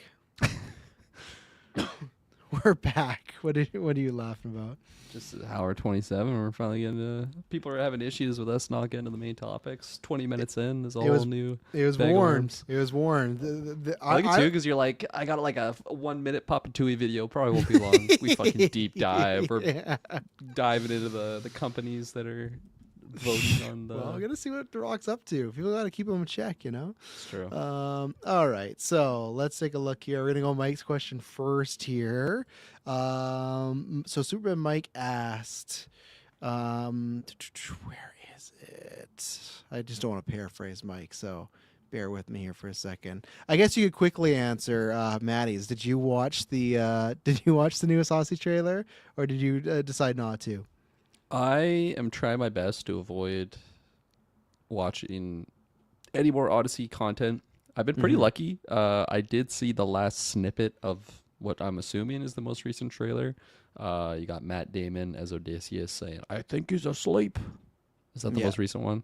So yeah, there we go. So I usually don't arrive super early to movies these days, and it's good because then I don't get spoiled on a trailer. I was super triggered though today. I got a Disclosure Day trailer, and it was like unskippable ad on YouTube, and I was trying to cover it, but like man, they're showing so much. I'm not gonna say what was shown, but like, god damn, like I thought it was getting bad, like the first trailers for revealing stuff, but now it's a little bit ridiculous. But were you shown the connection of what's her name, Emily Blunt and whatever the guy's name's characters? No, I think it was Emily Blunt on a table, and there's something looking at her, and I'm like, okay, why throw this in the fucking trailer?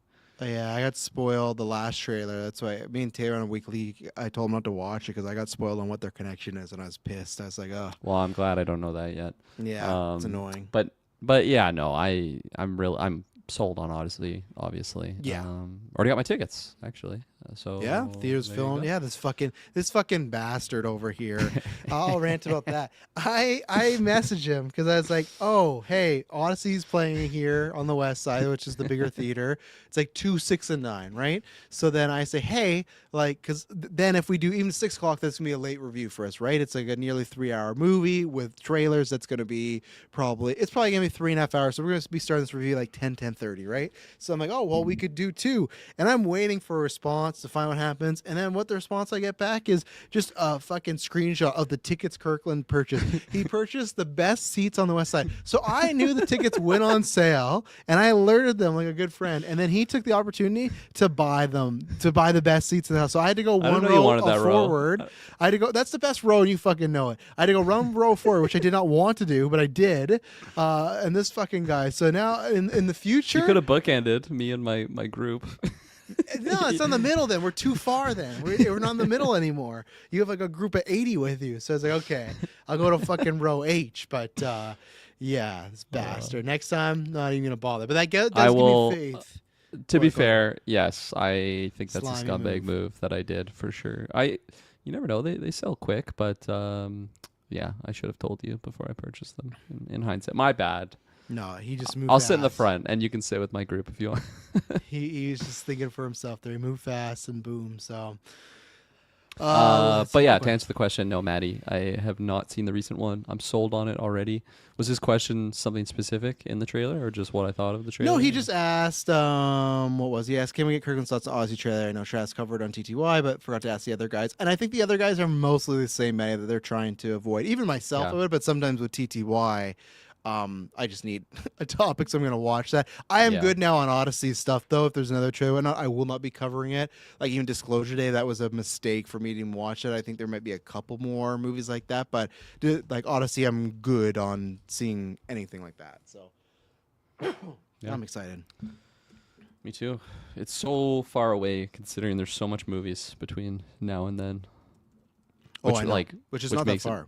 Which makes me think I'm gonna see the trailer. That's at I some see point what you in mean. time. Yes, yeah.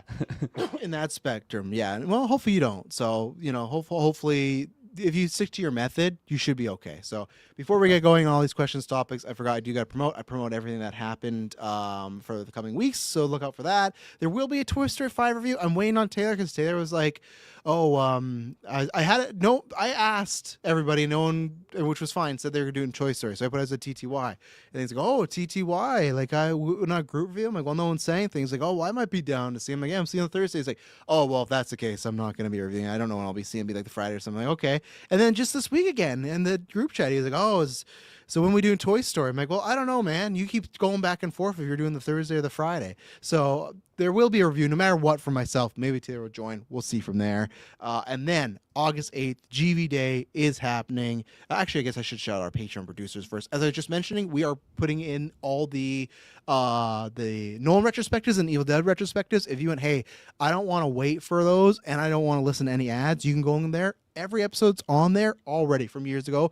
Almost our entire backlog of 11 years coming up is on there. So do that. It's ad free. You get exclusive episodes. Like I said, you're getting 2 this week. We're getting a big gust of wind over here. So hopefully I don't get blown away.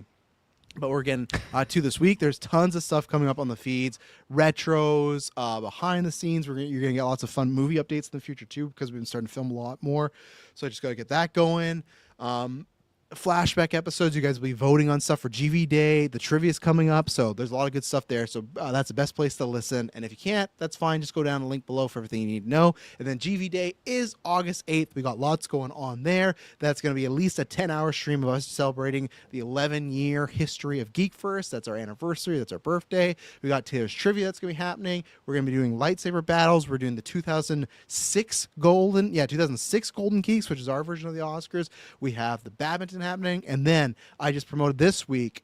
I don't know who's going to be answering the call, but I have announced the big Dukaroo. It's our battle royal. It's our Royal Rumble. I'm going to go down to my yard, that yard over there, and I'm going to look up, and anyone from Geek First past, present, or history, if they want to join, they can, and see if they can eliminate me. I'm trying to test my body, Kirkland. I'm trying to test my body and see what's, because I've been wrestling the past couple of years. So I'm putting the call out there to anybody that wants in. So. Well, I know I'll be there. I mean, I was telling you earlier, I've been hitting the gym, I've been getting in shape, and I feel like I'm ready to throw down and grapple you. So you're ready to jump back in? I thought the tag team match was it for you last year. Thought you had enough. I mean, that was until I was getting in there. I was starting to feel like Prime Arnie all of a sudden, and I'm like, I'm getting that pump, feeling good. I'm ready to test my strength and technique. It's not all about strength, of course. See, I'm going to be genuine. People, I think I'm doing this for my body. I think Kirkland, because I know things, right? And now I talked to his friend Tyler, all this stuff. I think Kirkland's just still a little bitter. I tried to torpedo him. Not tried. I successfully torpedoed him at the Gauntlet, making sure he lost that title. I think there's a bit more. Sure, there's some jet lag, but the sports match with Kyle, I made a great move there, bringing in Tyler surprise. I made a lot of moves, so I think you're just still a little bitter about losing that title to me, or not to Dylan now. But Dylan won that title, but with a lot of help from this guy over here. That's all I'm saying. I'm not going to. I don't feel the need to really answer that, so I'll just leave it there. And if I speak, I'll one up what I already said about the Freedom 250 thing. So I won't be welcome back. But there you go. No one. Freedom 250. You don't need to come to my event. So there you go. GV Day, gonna be tons of fun. Lots of happening. Patreon producers: Shut Aaron Brain, April Darkness, Jack Grant, Superman Mike, Colossus 69, AK Norman Spears, Hidalgo, Lenny Kravitz, Cocktail Clay, John No H, Sam Green, John M, and Matthew Fletcher. So look out for all that. Freedom 250. Just picturing now Perk Angle rappelling it off the White House into the fucking Arctica. Full perked up. Oh god. Oh man. Okay, so let's get into this. Mike asked. I'll actually pull it up here. Mike asked. I want you guys to create your Letterboxd top 4 list as your 4-year-old self. As your 10-year-old selves means no movies released at the point in your lives are eligible. He said, thought of this while watching Toy Story. His is Toy Story, the OG, Lion King, Hercules, and Free Willy. Those are some good ones on there. Especially, I'd say, like for me, like the top 3, but definitely Hercules and Toy Story. Toy Story is one I've already thought about putting on this list. Kirkland, do you have? So go ahead. Sorry. So this is like like the movies released in my lifetime up until I was 10, right? Like I Yes. couldn't pick a movie from 1972 or something, right? Yeah, you Not could. that I would. I think so. It says. Oh, okay. I point did my algebra in your search lives. range of my birth, like my birth to when the point I was 10 years old. So I did 1996 to 2006 is what I went with. Okay, because I'm But- still like. So here's the thing. Like these. I think it's movies- still like I don't think it changes my list by any means. So my top four right there. Yeah, those are all before No. whatever. So okay, obviously to I guess spoil Dark my Knight, thing. so, no, no, yeah. oh no. What are you talking about? Technically, all these movies other than Dark Knight could be on my list because Fellowship is 01. No. Yeah, I'm 10 in Dark Knight? 2003.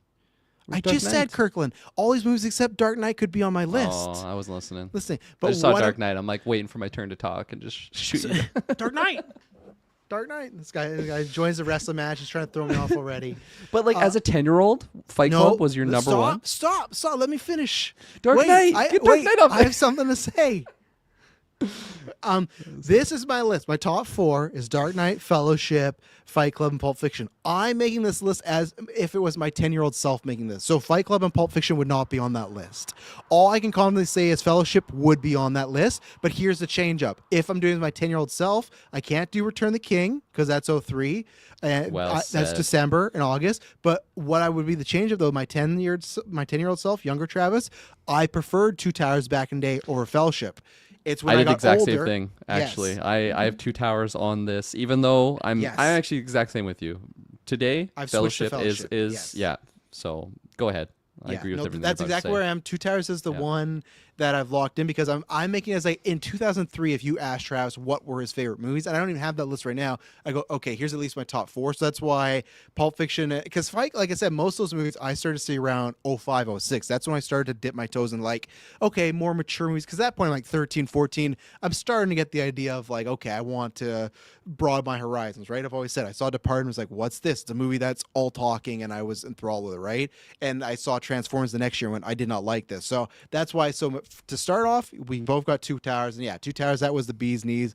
Fucking the battle for Helm's Deep, and I know they're only a year apart, but something about the wait from Two Towers to Return of the King felt so much longer than Fellowship to Two Towers, because just that ending of Two Towers, we're getting to the battle, everything. You know, we're at the final chapter. Gollum's like leading them to Shelob and everything. It's like, okay, I need this movie now, and that's why because Two Towers is so good. And again, all those movies are still 10 out of 10 movies for me. I have different degrees, but yeah, so I got Two Towers there for sure, and then the rest are kind of, I think when Mike put that there, to have to think, because Toy Story I might have on there. It's tough because I didn't have Toy Story. When I do my top 10, it is a mix of like my favorites, but then also some of like what I think are some of the best stuff. I don't know why. Like Toy Story is definitely my top 20. So the only two right now that I'm not locked in, but I'm thinking about other than Two Towers is Toy Story and Empire Strikes Back, which are both not in my actual top 10, which I hate saying. I don't have it Star Wars or Toy Story. Those are pretty much yearly watch movies. I love those. My favorite is the third, but still that first one at that age.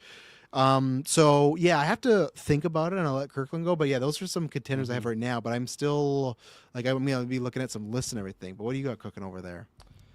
Yeah, so I already mentioned Two Towers, and of course my little asterisk on here. I just stuck to the 1996 to 2006 range. I was sticking to my life time up until that point, I guess. And it's a great question, putting myself back into that zone, because we just talked about Two Towers versus Fellowship and how I've kind of changed as I've gotten older. It doesn't take anything away from Two Towers. That's still like top quality movie. But man, I would just put that movie on and like fast forward to Helm's Deep and just like watch the battle. Like I would just, and there's many battles in that, specifically Two Towers. I loved like the trio hunting down the orcs that have the hobbits. Like I just, it was also like probably the missions that you were doing in like that movie tie-in game, right? Like you got Gimli, Legolas, and Aragorn trekking along. So probably playing that, and then of course just thinking about the battles of Helm's Deep. So that one is the first one on my list, Two Towers. Okay. So we share that one. And yeah, my next one came out the year I was born, 1996, and this was like absolutely one of, if not my favorite movies. I always had this on. I was always watching this movie, the original Space Jam. I Oh, fucking yeah, that's a love this good movie one. so much as a kid. I'm not even like a basketball guy. I love Looney Tunes. I used to watch Bugs Bunny and Tweety Show nonstop all the time as a kid. I think there was one called just the Roadrunner Show. Was watching that, and I love those characters, and I still think that movie holds up. I still think it is a fun time. Nowadays, I don't rewatch it as much as I used to, obviously, but still, top quality movie, and that was definitely one of my favorites as a kid. Okay, and then next is where it gets a little bit interesting. I'm gonna go with the. Actually, no. This is the gamey one. This is an easy one. Spider-Man, 2002. Yeah. It's on there. I was adding it to my list right now because I was going to do another thing, and and that's for you specifically the first one. Specifically the first one. Me too. Yeah. I had like this version, like the Raimi Spider-Man. One of my parents' friends like painted like Spider-Man all over like my bedroom as a kid. I watched like the 60s show a lot on like the Cartoon Network. Right, I didn't watch the 90s one until later on. So like I watched that show, but I still think that the Raimi movie was really what kind of pulled me in, because I would have been like 6 years old. Like, yeah, that seems like probably when I was cognizant and like actually watching things at that time. So I don't think I really would have been watching or like remembering. Maybe not. I don't know how kids are these days. 5-year-olds, are they remembering their favorite movies? Who knows? But it would make sense. I feel like that first movie really. Oh yeah, there you go. You would know. You have a They large change a sample lot. size It changes to a pull from. lot, but they do remember most times. So. And one thing that's never changed is that first Spider-Man movie. I still absolutely love it. I'm a Spidey boy, and I think it's truly because of that first movie, as well as, you know, comic books and that original TV show. But yeah, and then the fourth one is really, really tricky, because there is a lot of animated kid shows that I watched as a kid. I was trying to. I'm a lower. Okay. Loser. Like, is that Dwayne We're Johnson? losers. Is that Dwayne Johnson? Someone chat? sent him. No, it's Shit probably the talking Taylor Papa Swift Tooey. fans. They have an algorithm, and they're like, yeah. if he speaks, you know, look at that. Sorry, Dillon. Boom, gone. You're like, you never existed. Yeah. See you, Santos. You never existed. Exactly. But yeah, there's a lot of animated kid shows that obviously I watched back in the day. But to pick like my top, it is tricky. Toy Story, like, it's up there, but like I don't think that was my number one. Lilo Stitch, I remember really liking as a kid too. There's Monsters Inc., like the OG one. Like I love that movie as a kid. Incredibles. Yeah, that's another big one too. Yeah. So yeah, and I guess because he asked, like, I do have to pick a fourth here. Do you need some space? I got some on my list. Yeah, maybe I'll toss to you, and also I'll shout out. I don't know if these will be in my top four, but my first 2 DVDs I ever owned, and I know the first 2 because we got a DVD player for Christmas, and we got 2 DVDs. But we got the 2 DVDs. This was back when we'd go to Alberta visit my grandparents or something for Christmas, and we like opened up the DVDs.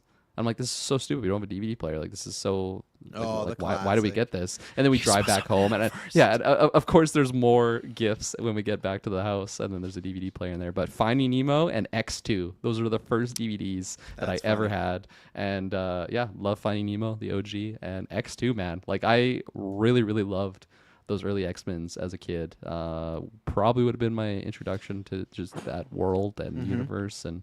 Huge. I mean, we've done retros on those movies also, but like X2, like it's a more mature movie for what I would have been watching probably at that time. But like still, like I love that movie as a kid, and it was cool watching it with my dad because like he would kind of tell me who these characters are.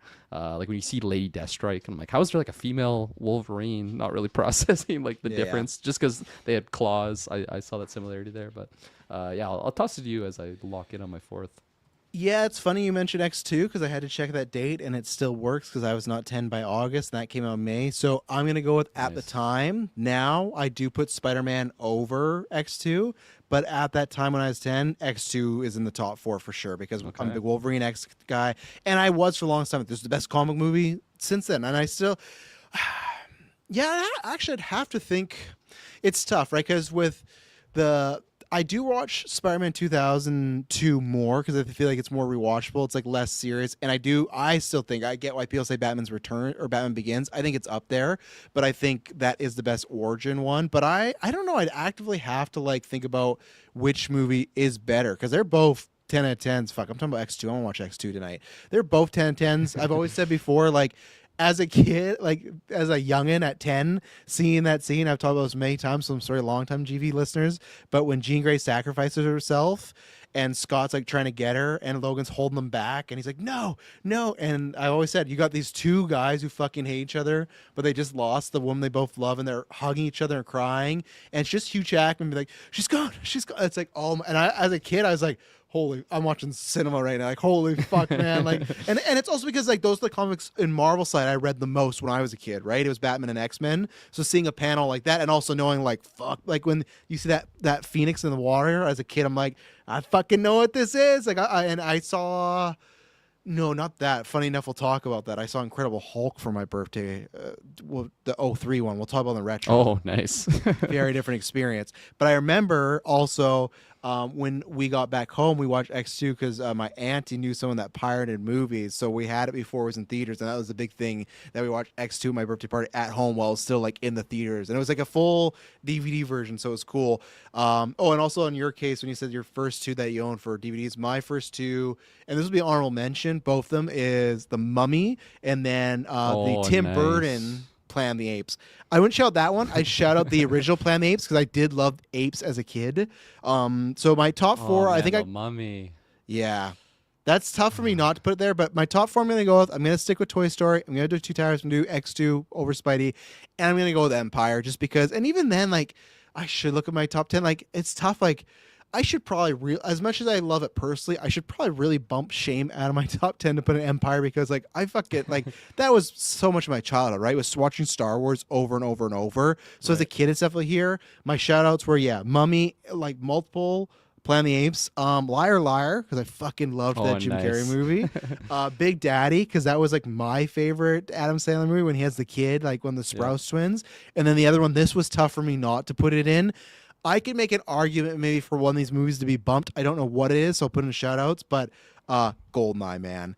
That's the James Bond that I grew up with. I think that came out in like 95, 96 or something, right?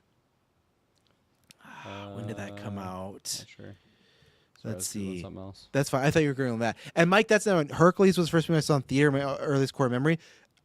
Like I'm a big Hercules guy. That would be my show as well. Like I can go the distance. Michael Bolton. Fuck yeah. Like I loved that Saw him as live. a kid. Oh, he still did Hercules. Oh, I was working. so I was working the good. event, but he was. But I saw him do the Hercules song. He was pretty hyped. God. But yeah, does Goldeneye play? But yeah, Goldeneye. But that was also the time because the game.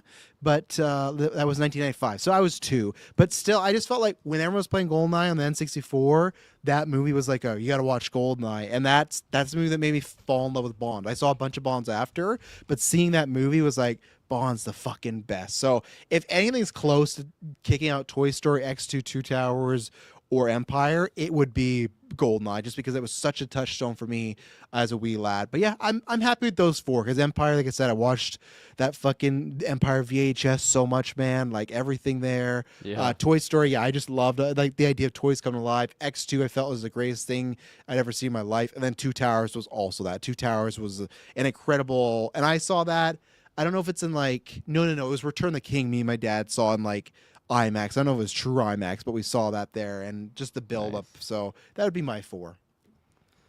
Cool. Yeah, you just awaken memories like The Mummy, Liar Liar. There was another movie, but it was in we had a minivan with the DVD player back in the day, True Ballers, and we had like a set of like DVDs. And, it was Mean Girls, and maybe Freaky Friday was in Doesn't there. Doesn't count for me. They're past 2003. Yeah, I know. I'm not including those. I'm just saying. I'm giving you my life story here.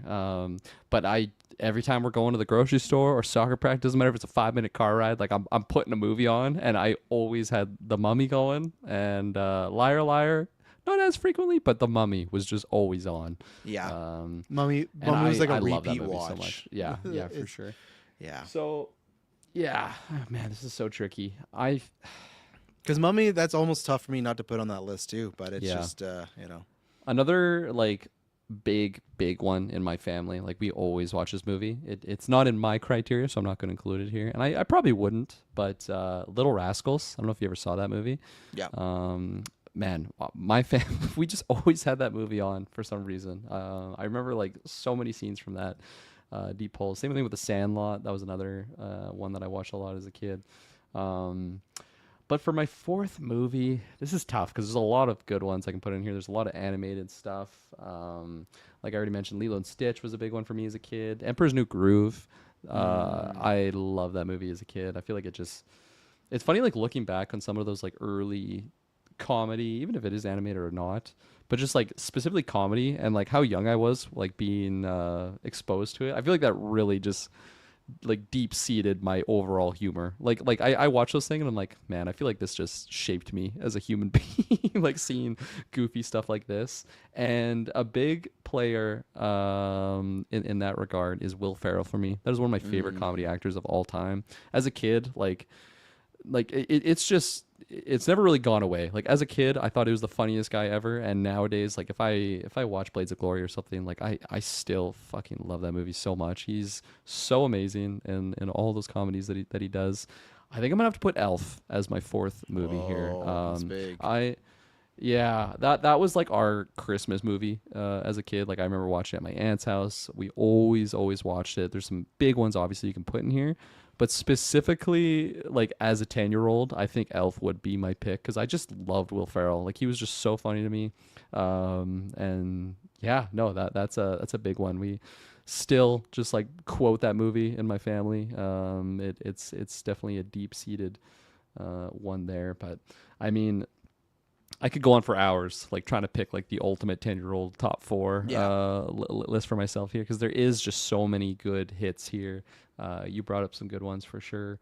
Espubs, I agree with you. I feel like Little Rascals was a big watching grandparents' house movie for me. I saw it the most of my grandma's, like 100%. Like there you go. Mike's with you on that. There you go. Pick. Thanks, Mike. Yeah. No, even like that for me, like Chris, we talked about before, but like Jim Carrey's Grinch, that was such a big deal when that came out, and I remember. That's like a Christmas touchstone, and funny enough, I didn't have any of the Batman in there because my touchstone for that was the animated series. So that's why the Nolan movies were so big for me because I appreciated Returns a lot more later on, but I didn't feel like I had my Batman until Nolan started doing his, which will be a good transition for our next topic here. But I just like now Returns could be that, but in the day it just wasn't. I just didn't feel like I had my Batman. And then, like I said, it was the animated series. Like, okay, this is what I consider Batman. Or the rest of stuff, there's always like, and that's also in the age too when you're a kid and you're like, well, Catwoman doesn't like, get possessed by cats and come back. Like you're very stickler. Like Penguin doesn't act. So you're all like, this is more Tim Burton-y and stuff. Yeah. So, you know. No, I remember seeing Begins for the first time, and I didn't see it right away. Like I remember my cousin and my uncle coming over, and they're like, holy fuck, man! Obviously they didn't say that, but holy paraphrasing, fuck, little Kirklin. but like just the effect that it had on them of like this isn't just like a cartoony Batman flick. Like I remember specifically like Scarecrow. Like my uncle kept saying that. He's like, yeah, I'm not gonna spoil anything, but just Scarecrow. And then obviously when you see the movie, next time return, he's like, oh, yeah, he has the mask on. He just gasses me. Yeah. What do you fear? Not Papa Tua. No, not Papa. Yeah, that is what I fear. That's what he sprays. $50. $50. Yeah. All right, that transitioned us into our Batman one. Yeah, so thank you very much, Mike. That was fun. Mike's been killing it lately with the questions, and as we say always, people, if you got questions like that, random stuff, especially for these casts, those are the times to throw them in because we always love news questions, of course, or recommendations for sure. But on times like these, we're just kind of more chill topics ones. We love the wild tangent ones like that, and that's where also detail through this one because there's no Batman stuff. Like I said, I want to give it its justice. So we asked to live rank. We are live ranking, but live rank the live action Batman suits. Kirklin, when I say that, do you have like immediate, like a number one? I'm gonna pull them all up in an image, but do you have like a number one, like boom, that's Batman? Because you gotta remember some of these characters have different iterations. Okay, so that's good. So live action Batman. I also like don't have like a perfect image in my head of like what Keaton's suit looked like. Like, you know, I'm not well read in those ones where like I would have to see it. Like, and even then, like, Keaton has different suits between between Batman and like Returns and whatever. Like they're different. Did it make any sense there? Or did I fuck that up? No, His no, two movies. You got it. Okay. Yeah. When I heard myself say it, I was like, that sounded bad. But No, yeah, but look at the difference between 89 and then your mouse? Returns. I don't have it because I full screen my. Sorry, I'm not going to do it. Actually, you're on your own. Top left. I see what you're saying. Top right. Okay, so what we have, I can't fucking. Oh fuck, that's clean. But no, here's the example I was gonna say. Yeah. In my mind, Batman and Robin. I remember really liking those suits as a kid, and I see this now. Which and I'm ones though? Because there's what two. the fuck Clooney is has that two piece in of them. shit? The He ice has- one. He's that technically called the sonar suit. Yeah. No, it's not. Yep. The sonar, the ice. Oh wait, one? no, sorry, that's the ice one. Yeah. Sorry. Yeah. Okay, I do got to pull my mouse up. Fuck. Yeah. Because I was trying to. This is the sonar suit. Sorry, my bad. This is the. Oh fuck, we can get a big. Oh yeah, look at the nipples there, man. The bat nips. But for I can't remember what the hell that guy's name is. Something. No. Bill West. Some West. No, Adam West. I remember that. We're not gonna rank these two, Detol, the very first two, because they would just be at the bottom. Like, look at the suit. They didn't know what they were doing there. Like, come on now. Those are. What the fuck is this piece of shit? And I've For seen lack those. of a better term. I've seen those movies like once in my life just to say I saw them. So what we're ranking is we have Adam West, 66. We got 2 Keatons. We got 2 Kilmers. We got 2 Clooneys. We got 2 Bales. We have 1, 2, 3, 4, 5 Holy Batflicks. shit. We have 1 for the guy from Gotham. Wait, that's another bad flick, isn't it? No, that's the guy from Gotham. Oh, that's no. Sorry, I'm thinking of Oh, the next, this over like, here. the one from the. Oh, that is Flash, that's Batflock. Keaton. No, that is Batflick too. So he has 6. Batflock. We got the Batman, and we got. That could be Keaton. like a name for his like diehard fans. So there's like Swifties, the Batflock. Yeah. Batflock. Well, Batflick is that though, right? That's what it is. So if I have this up on screen sharing, can you just on a notepad write though? I'll count how many suits we got. 1, 2, 3, 4, 5, 6, 7, 8, 9, 10, making me 11, pull up a 12, notepad. 13, 14, 15, 16, 17, 18. We have 18 suits to rank, which I think mostly will be easy. Oh, we we're can do doing this it as like, together. It's yeah, not sure, like why our- not? Okay. Yeah.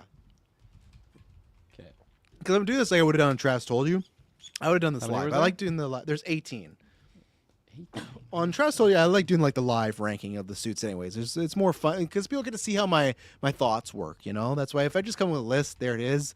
I like to see them kind of, they can see what the fucking madhouse is going on in here. Okay. And then then you have Keaton. Actually, you could say 17 because Keaton's the one he wears in The Flash is just like the exact same as Returns. It's just like obviously they remade it, right? But it's the same design. It's just him older. So, do you got those numbers written then? Yes. I'm Okay. grabbing the notepad. So, to share screen. I might have a hot take here. I know most people are going to say Adam West at the bottom. I would say he's second bottom because of that's where I'm going. Superman Mike is David Mazel's the kid from Gotham. This Halloween City looking motherfucker, Kirklin. This is so Gotham is like 5 seasons. This is the last shot of the show. They couldn't even let them have because so many actors when Pattinson and who else was it? Oh, Pattinson and Bale and Cillian Murphy. When they auditioned for Batman, they put them in Kilmer suit. They didn't even let them have Kilmer suit. Let them have anything. They gave them whatever this is. Like even look at his arms. It's like a weird shoulder pad thing. This is not a real Batman suit. So this is where I would elect to put this at the bottom and then Adam West right after. Because like as much as it is classic and fun, like it is what it is. To me it doesn't I had compare that to Halloween the costume. to the other ones. Yeah. So inspired. we find to do Gotham and then Adam West at the bottom. Those two. Yeah. Would you agree? Okay. Yeah. So we solid got Gotham. yeah, because like that. Adam Imagine West. that. You wait 5 seasons to wear a suit, and this is what they give you. Yeah, that's crazy. Yeah. How's this look when I pull it up? Oh, you're we- sharing. Never mind. I don't have to pull it up. We'll wait for the bottom. We'll wait to get Yeah. there. Let's see. To be fair, the kid was probably too small to fit the other suits. Yeah, I guess so. But the weird thing is, Mike, remember that they did it. What happens is Kirkland is about like him and there's Selena, other characters, but they're younger, they're kids. When they do a time jump, when they time jump, they recast the Catwoman actress to be a woman, but they didn't recast the Bruce actor. He's still the same age and he's being Batman. So it was really odd. So that was my idea, Mike, that they should have jumped forward there. But and then oh, wait a second though. Am I wrong? Did we miss this? Oh man, that's bad. This is the Batfleck Flash one. This is I fucking know. awful. I hate that suit. This has to at least go. I actually hot take. I would put this below Adam West. Would you put this below the Gotham? Yes, because this is a multi-million-dollar budget film, and this is what they gave him. Yeah, let's do that. Flash flick. Yeah. That one has to go. Everything about it. It looks like broken Lego. The chest piece sucks. His cowl's looking like putty. I hate it. It's awful. The only we point to calling get this? is for being Flash flick. Yeah, flash flick. Yeah, flash flick. Because they won the actor again that moment instead of a suit double. I guess I get it, but it wasn't worth it for us, you know. So okay, so we got those three.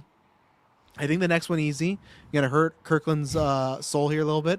It's got to be the sonar. Yeah. It's got to be the ice suits. It's not 'cause- sonar. You keep sorry, calling it sonar. I'm sorry. I'm screwed up. It's got to be that because not only is it the scheme, Man. you also got the nipples too. As a kid, I love that suit. I don't know why, but like You're a snow maybe it's kid. Just like I'm You're a snow snowboard. kid. Yeah. Yeah, you're snowboarding I and everything wasn't, like that. but, yeah. You weren't as a kid. No, I didn't start snowboarding until. Look 2 at those years ago. cod pieces too. Just cod like pieces. Is that what you that's just call them? yeah. That's a legit thing. A cod piece. Yeah. To cover your fish. Is that Yes. The idea. And they're just so big, and they're just so. Well, why'd they make Robin so much smaller than Batman? Because he's so much smaller than. There's a reason why he's a sidekick. Batman needs like a full triangle divot, and Robin's like, meh. It's just like this smooth, like. He's a Ken doll. Yeah. Yeah. But would you agree with that? That'd be next. Yeah, those are gross, man. Yeah. So what is that? Those Snow- are gross, man. Snow suit. Just put snow suit. Yeah. Batman and Robin is a very toyetic movie. People can't deny that. Absolutely. No. And then Toyetic? toyetic, like just like selling toys. Like it's very like. Oh, okay. Good yes. word. Is that the only nipples? I thought there was another one No. that had nipples. The Probably- Clooney one, right? Yeah. Yeah. That's pretty. Get the Clooney one next. That's up there. Yeah, you think so? Well, Let's okay. take- What else would Let's you? just look around.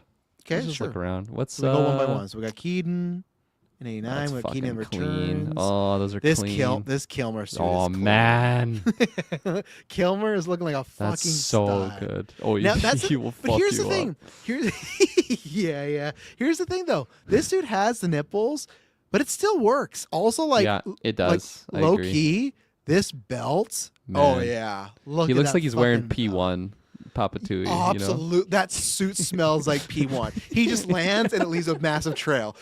Like He comes in like Kurt Angle to stop a fucking drug he deal does going in that on. movie. Yeah. Okay, so not forever. That one's This- not great. It's kind of boring. So what we were debating between these two. They're similar.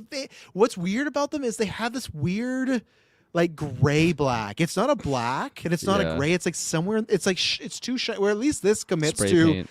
This commits like, hey, we're a shiny white gray suit, right? This suit and this suit, there's just something about them. Like let's look at the body. Body, okay, the abs are kind of regular. Nipples are really pronounced there. And then you got the belt. That's all, and that's the other thing too. I don't like all the flesh, this gray belt. So you got a yellow belt there, but it doesn't look good. What do you like more for the symbol? Do you like the bigger wide chest, or do you like the circle on Clooney? On just between these two, I prefer the wide chest. This one right there. Yeah, I don't love Yeah. that suit, but looking at the two, I like it more. Yeah, and again, I also like the belt. It's not that different It's color, just like but he has a belt on his chest. You know, like go back to the other one. He's got like his chest he and like the does, belt yeah. are like the exact same thing. They are. I- Even though in the Kilmer suit, this belt's not fitting that great. Look, it's like literally like No. it's not on his hips. Where this belt though, that's Man, that is fucking top tier suit right there. It's also That's the lighting crazy. too, It right? looks so dark. Yeah, The lighting in that's- that one versus like this one. So what would we go? Because I don't think there's any suits down here, right? Nothing with Bale and Batfleck, right? Nothing's no. So We already I'd say got we the weird go Clooney, and then so I'd say you put Clooney first because we know like Clooney sorry, the first Clooney movie. yeah. Well, no, he's only in one. He gets the two suits in these movies. Oh right. Yeah. So yeah, you go Clooney OG, and then Kilmer Sonar. This is the Sonar suit that he uses to go Yeah. fight Riddler. Which I get it. He's supposed to be incognito, but it doesn't work as well. Okay. Okay, we're at 11 now. Okay. I think I got an easy one and then it's gonna get tough after this. Yeah. This guy right here. That's your easy one, eh? I think Okay, there's your, other your great- first zoom in didn't show his eyes, and I'm like, yeah, I might push back a little bit. That's pretty cool. It's the a full. eyes. I'm trying to get the Yeah. full. I can't get them in the same image. It's a weird zoom. And also, I do not like the cowl. I don't like the ears pushed back. Oh, okay. There's That's no way where he's I the am. only one that has that. Hey, like go to the others. Mm. Oh wow, they're actually pretty pointy for the Yeah, most because part. I think this is technically called tactical suit. So it's when he's like driving the tank in Justice League. And what I don't like about it also is, look at the Batman, Pattinson. They commit to this is an armored fucking suit. Yeah. His is kind of in the middle. It's like still the cloth, but then there's also it's like it's a mix I don't between even this fucking mind the suit actual and this body fucking piece. suit. No, that's disgusting. I don't even mind the body piece. Like, Okay. like honestly, like it's not my favorite, but like I kind of like the, like just the ruggedness. Like it looks like his belt is just carrying like ammo. You know, of I like course the his belt, Batman yeah. just pops off and kills Okay, people. we can return to it. But like the top is major negative points. For The me. head is the cat. Yeah, the head is not great. Major negative points. That's what was so What else funny we when you got? zoomed in. So we got Batman Begins. We got What that about the one. BVS? Or not the trench, the one next to it. Because I Uh, kind of like the trench coat. It's kind of a this no, sorry, the other direction. So this is the Justice League. No, This- the Superman killer suit. Yeah, that this thing. one. Look at his stunted ears. Like, why do his they're chopped off? Those little nubbies. That I might like- be my next one. I like this one. Yeah, you like it? Okay. It's got a soft spot for me. Dark Knight Returns. It's maybe not super high up, but Is that Dark Knight Returns? That's not Dark Knight Returns. Dark, Is it? Your Thing Arises, the comic book Dark Knight Returns. This is what he Oh, fights okay. Superman with. Yeah. I'm. The eyes are pretty cool. I'll give you that. The eyes are actually. cool. Yeah.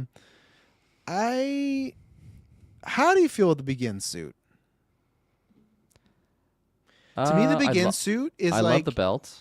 Yeah, the belt is top tier. Yes. The Begin Yeah, suit to me it's- is always like in the movie. It goes from looking like to great, and it always depends on the shot. Like this shot alone does not make the suit look that great. No, I agree. Yeah. I know there's lots of people that actually prefer the Begin suit over the Dark Knight suit, but I do not. I am a No, I'm hard Yeah. no on that one. yeah. Begins is too rubbery for me. I agree with you, Swubs. That's what it is. It's like it is this suit. The Begin suit is the more expensive version of this suit.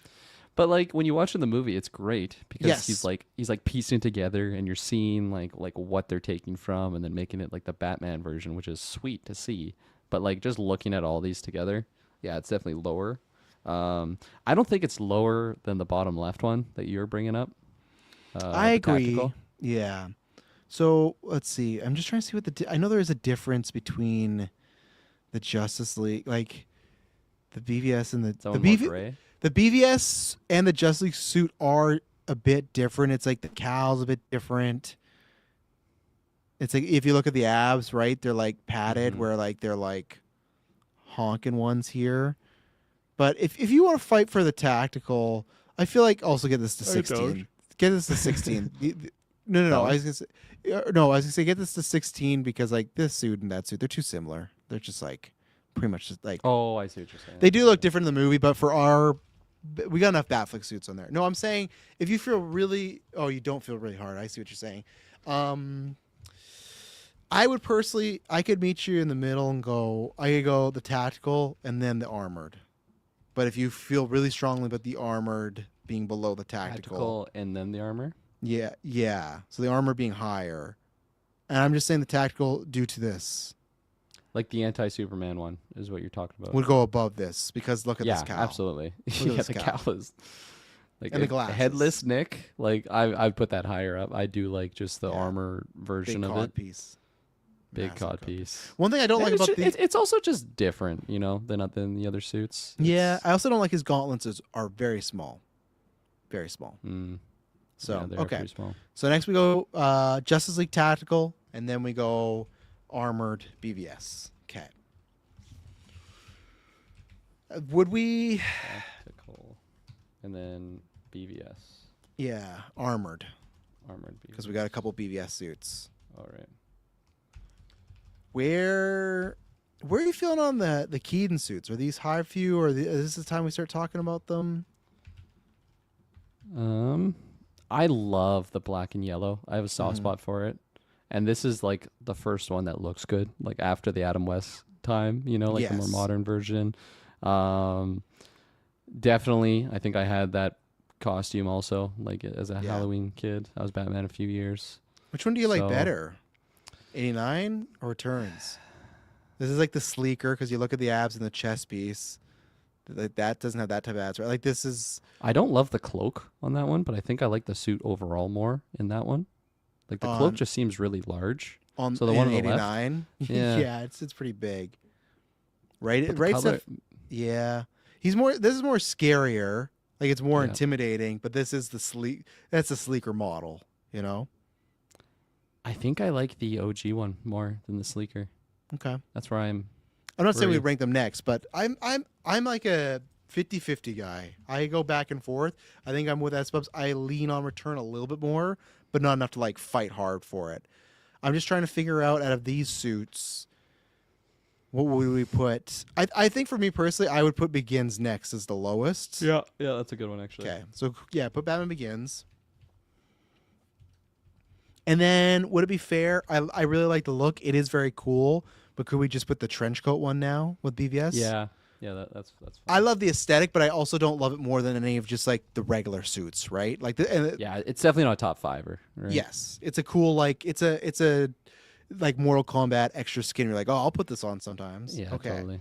So right now we got the two Keatons, we got the Kilmer, we got Dark Knight, BVS, and the Batman. So we're down to 6. And the Clooney, right? Or did we already get that one in there? We should have got him. Yeah, I think we did. Yeah, OG OG Clooney. Clooney. Okay. OG Clooner. Do you like those? And I'm not even saying this is the next rating. Do you like those Keaton suits more than the Kilmer suit? It's No. tough because I also just think Man, this Kilmer picture is a I great love picture. that. It's so good. But like, let me It's pull up another so Kilmer bat suit because I feel like it's not always looking that good. Man, if I'm hungry, my family's hungry, you know, I gotta go rob a store. But I know that guy's out there. Like I'm gonna go apply for jobs versus do some petty crime. I am terrified of that of that Kilmer Batman swooping down and grabbing me. That is such a good image. Let's see. We'll get some more here. It's still a good looking suit. This is as big as I can get it right now. So Oh, I like the arms up in the air. Yeah, yeah, you like that one. Let's see if I can get more. That's the yeah. We put the sonar suit. I just want to watch lower. this movie now. I know. I've been watching, especially after Lego Batman recently. But Oh yeah. that's where like again though when it's That's such a sick image, man. when it's lit right, that suit Yeah. is okay. Let's see. Can I get full model? Oh, there's so many. There's it without the. Hang on one second. Yeah, S Bubs is with us. All these pics are making it look good. It's like trying to find a bad image of that. There's it Okay, without. that's not great. That's in without black the and cape white. though. That's without the cape. In black and though. white. And black and white. Let me see if I can find. Come on. Just trying to. Okay. I don't like the armpits are missing there. There's all That's the where he puts his gadgets. Papatui. He just inserts it in those little slots. He did. That's it. Has it cut out.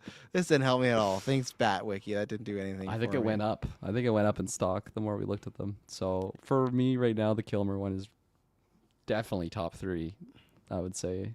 Yeah, like look at that. Like Dude, that's so good.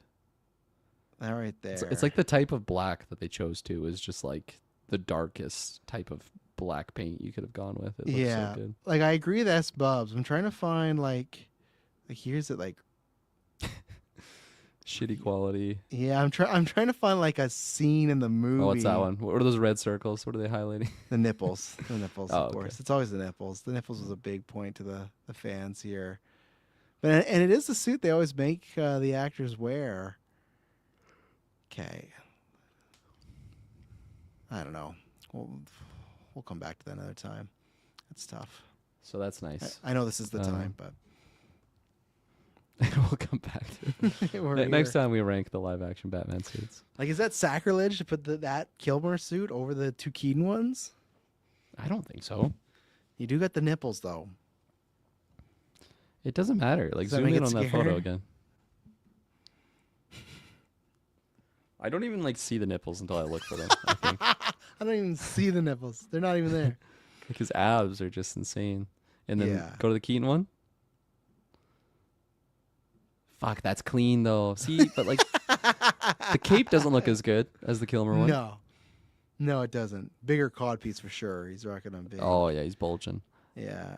There, it's hidden in the Oh shadows. man, those might be my top two. Those two that we just top looked two, at. really? Okay. They might be. They might be. Like though, like I like all these to an extent, but I'm not putting dark. If that's crazy, if that's a crazy statement, blow up Dark Knight. I want to see this chest symbol on the Mr. Bale. Yeah, there's no way I'm putting this above the Kilmer. That I could. Okay. This is tough. Are we through all the Batflicks, or is there any Batflicks left? There's that we the haven't one touched? left. The one. Which is I mean, it's definitely not beating the ones that we just brought up. I don't think really that's beating Keaton. I don't that's a think it's beating top Dark two Knight. for me. Really? Okay. My top two would be Batflick and Pattinson. I don't know what order, but then Your top two. You're not putting the yellow symbol in anywhere of the top two? No. Fuck. This is where I'm we're gonna have also a 5-hour sucker. Cast just breaking this Yeah. apart. I'm also a sucker because of the Arkham games. I love the armor bat suits. I'm a armored bat suit guy, so that's probably why I am a bit more kinder on the Dark Knight suit. But okay, I think Dark Knight's better than the bats, like the Batman bat suit. really, you think Dark Knight's Yeah. better than the Batman? Yeah. His symbol's a fucking broken gun, and look at the pretty cool. look at the whatever those are. What They can are shoot those? things out. They're cool things. Trank darts. Yeah, there's something. It's a lot different in a positive way, but I like the utility belt a lot more on Bales. I'm a sucker for that yellow belt. It's very very iconic. So to keep me. this easy, Detoll, me and Kirklin are going to depart. Our bottom, we agreed on the top because we have 6 left though. To we make this, can't even go to the top 5. I feel like we can I don't get think one so. more. The fact that we're No? so different, because it's tough because like I like them all for different versions. And honestly, I was ready to rank the Kilmer suit like here, but the Oh, images you're we kept. crazy, man. But no, that was Come on. before I saw the images and before Yeah, I started okay. like seeing all this stuff. But then I am with S-Bubs where I feel like it doesn't show that way in the movie. I feel like when I watch the movie, it doesn't play as Yeah. good. So We're not rating how they look in the movie though. We're just rating the best This movies or random the best costumes. Yeah, this random super collection random. of photo I grow. Yeah, because I think you were so surprised I put Batsuit and We could Pattinson. differ just to move on, I guess. I think we're gonna have to differ because I think that would be because I don't know because I think Yumi are because it sounds like you really want you're a big yellow guy. Where for me that's I not like am. a make or break. Lots of people love that yellow emblem, right? Yeah. And like even then with Batfleck, you were surprised that I had that in top 2. To me, that is like, especially when we get more in the animated series, that's like a perfect how big he is, how muscly. I love the kind of like it's armor but cloth in a way. I think the cowl sits really good. He's a beefy motherfucker too, which obviously that has to do with a little bit of it, but okay. Yeah. I didn't even see that's the problem with the bat suits. I don't even if we were to divert. I don't even know what my personal ranking is because there's so many good ones.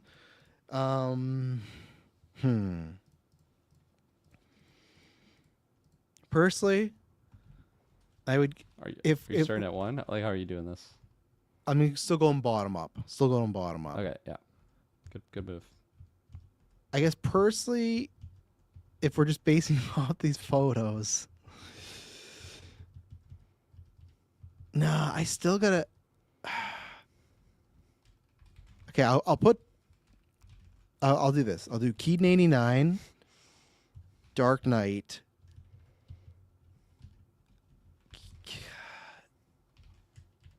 Kilmer, Keaton Returns. Oh, Kilmer. Because I am with S-Bubs. I'm telling you, I don't. The suit does look good, but it never look. I don't think I'm gonna when you go. I'm gonna pull up an action scene of Kilmer doing this because I believe there's something tricking us. It's like a yellow, orange dress, blue dress situation. And then honestly, my top two, I flip flop every fucking day between the BVS. Sorry, what was your third? I think I missed one. I have Keaton 89, Dark Knight, Kilmer. I went Dark Knight, 89, Kilmer, Returns. Oh, you went Dark Knight. And then I'll go BVS and Pattinson because I love the Pattinson suit. But honestly, I could flip flop. I flip flop every day, Kirklin, between BVS and that. Because like to me, I do think if you're talking about like what other than missing some yellow, what like a comic book looking Batman is, like the Batflick. He looks like the fucking Batman. You know, like he look like from the comic book, the big beef guy, the cape. I guess what I'd say is I like my ears a little higher too. So that's where.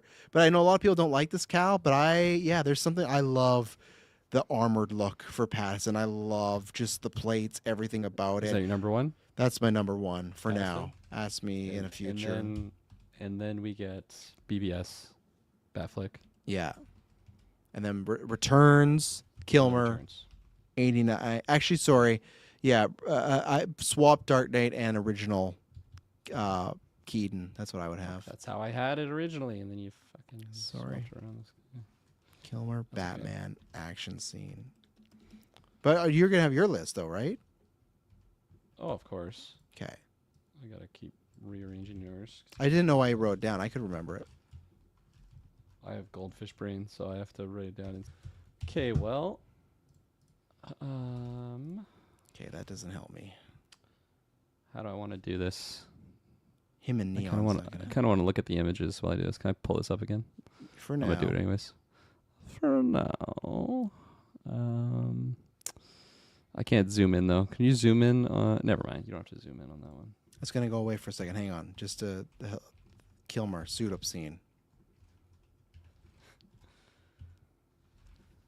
Okay. Okay, I'll go past the gadgets. Hang on. Good looking gadgets. See, okay, look at the zoom in. I'm telling that's you. Aura, Hang on. It does not look as good as that picture, though, right? I'm telling you. But that's Let me still full screen it. Looking good. It's still looking good, but those pointy ears too, with the like the spikes on the gauntlets. The gauntlets that's are a great pretty image. big, yeah. But then that's it. That's all I could find for. There's a sonar suit there, but I'll go back to the other image there. So, what did you want me to zoom in on? The Keaton one, but that's a pretty. Which one? 89 or Returns? Yeah, Returns. Returns. Okay. Oh man, yeah. Okay, it's still nice. I had it lower, but I'm gonna move There's a it. lot of great bat suits. Like real to me. It's a good problem to have. Yeah, like the top for me, the top 6 and on are all great. Like at one point in my life, I probably would have said, "Oh, the Dark Knight's my favorite bat suit. I love it for X, Y, and Z. I love it because the plates. I love it because the belt. I like it because it looks like it's a realistic suit. Yada yada yada. I actually like the cowl on Bale a lot too. Like to me, Bale might have the perfect cowl in my opinion, as far as the head shape and the ear shape. Because I like cowls that have like. That's tough because Kilmer's cowl, the ears might be a little too long, but I don't know. I do like longer. I like Clooney's. I don't know what's going on there. Something's wrong with Clooney's there. I like them in the middle. I don't like too long of ears, and I don't like too short of ears. Okay. What so do you got? My list. So we did 16-7 together. And then you had yours 6-1. My 6-1. At number 6, I got Pattinson here. Oh! That's your number one. I know. We would have been here till 2 a.m. Yeah, we would have been. So number 5, I have your number 2. I got Batflick here. Yeah. I respect good points that you brought up. That's Batman. It is. It definitely is. But that's not like my nostalgia Batman. And like you're pulling up like animated series, all that stuff. Like I don't really have that deep pull in my head. So, and then number 4, I have Keaton Returns here. You had it at number 3, so pretty similar there. There's something with the torso though. It's too plasticky, I think, to me. Yeah. You like the more rugged over here? Yeah. Oh man, that's clean. And then number 3, I got Dark Knight. Okay. Oh, number 3. Okay. Yeah, top 3. I do really love that suit. It's really, really clean. Nice evolution from that first one. And then number 2, I got 89 Keaton, and number 1, I got the fucking Kilmer himself. Dude, that image is so good. That picture sold him, man. Oh yeah, no, it is good. Take that image, bottle it up, and I'm buying that. I don't care what Papatui number it has. I'm buying that. Brock should just start putting this on the bottles down. Just a picture of Kilmer's suit, but his guys. Oh my goodness. Jeez, there you go. All right, Kirklin, rattle off quickly. I'll pull up the list, yeah. Well, no. People know the list. We just did it. You just list it off. No, we're good. So why we're did good. I write all this down? I made it all pretty. So we didn't forget in the moment. Do you want to show the list? Not anymore. Okay. Quickly. I do, but that's fine. I won't do it. Hit me with these trailers, and I hope you didn't write down time codes. I'm gonna edit this because this one's a mess. So thank God, I did write down. I wrote. I'll write to you what I wrote down in the private chat there. No, I got it too. But I'm gonna cut out other stuff. I'm gonna cut out that Michael Jackson one. Luckily, because Dylan uploaded his side quest episode, this is not gonna go on the live feeds tomorrow. So patrons will just get the full episode. So I got time to cut it out in the future. So nice. Okay, yeah, quick fire me. The trailers that I put in the notes, and then anything you've been actually after what you've been watching, if anything. But yeah, trailers. What do we want to talk about first? Go. We got Onslaught. We got Netflix Scooby-Doo. Yeah, sorry, I had to pull up the list. We got I'll start Whale with Swallow. because I was expecting a lot more. I saw the image of the live action Scooby-Doo. Yeah. It's all good. I thought there was more. There's not. Shaggy and Scooby. That's my thoughts. Like, there's nothing really to think about here. It's a live action dog. In concept, are you excited for this at all, or is this I don't think I'm excited for this. I think I mean, I have Netflix. Chances are, if it looks appealing enough, I could throw it on. I do have nostalgia for Scooby-Doo. Where are you? Even those live action movies, like those hold up. Absolutely. I don't know how long ago it was since you watched those, but I watched the first one not too long ago, and it holds up. First holds up. Second is great not. cast. Also, I think it's a stellar cast. Yeah. So hopefully these youngins fire on all cylinders. Yeah, unlike that show that we just watched that he was in. Yeah, Daredevil. Yeah. Forgettable character. He's in Superman 2 though, so redemption. Oh, is he? Same character? Yeah, Mr. Charles. That's how they're gonna.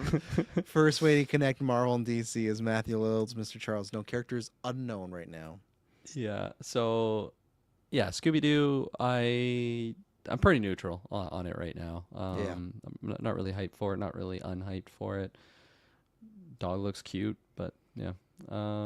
Is it gonna talk? They said it's gonna have like minor words because he's learning to talk. Like those types of things, and like Scooby, Raggy. I don't do a good Scooby. Moving on. Get me out of here. I'll go Dog Stars next, man.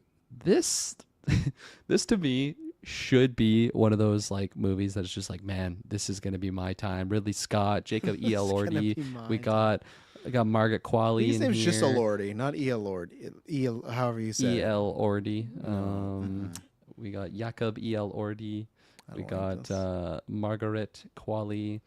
She should be doing Oscar movies. I don't know what she's doing. I guess she's having fun, but that's my two cents pick on someone that doesn't really follow the Oscars or have any. What was that again? Hit me with that again.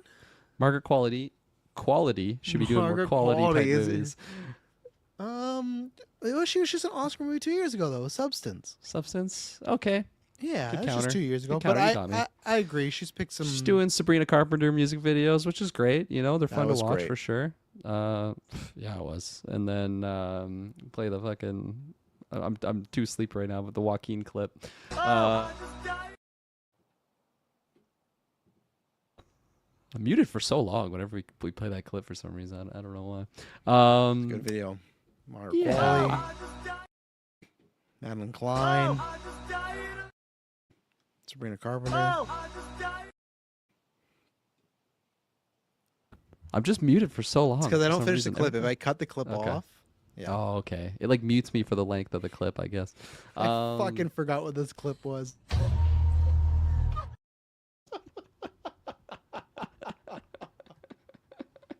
Like, what the fuck's the mask? Like, why was someone from Jim Carrey? I'm like, right, that mask.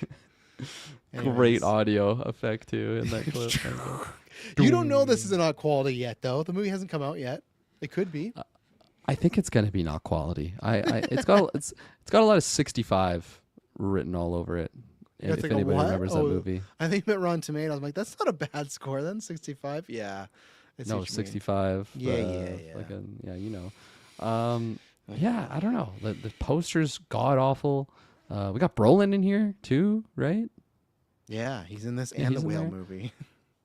Yeah, that's right. He's in He's there got too. a busy fall He's everywhere. coming up. So yeah, I mean, it's like his Infinity War year, right? Because he's in, or was that the same year that Deadpool came out? Yeah. Infinity War and Deadpool 2. Deadpool 2. Yeah. So yeah, I don't know. I like I said, this is a movie that I feel like I should really like, but I'm gonna have to be sold. I'm gonna have to be told by people that this is like amazing, and then I'll go see it. Yeah, I've just been let down by lackluster action movies as of late. So, Dog Stars, there it is. Whalefall. I have zero interest in this movie whatsoever. What? Yeah, Austin Abrams getting swallowed by a whale? You're not interested to see what's going to happen next? Absolutely not. No. Josh Brolin wasn't getting swallowed by the whale. He's just around. This is not my bag, baby. Yeah. It's got good buzz, too. That's cool. I hope it does well. I hope Abrams goes in some really cool roles after it. I'm more excited for Resident Evil, obviously, with Abrams. Yeah, I don't know. Just not my bag. Not something I'm going to seek out and watch, I don't think, unless it's like a Golden Geeks movie that I have to watch.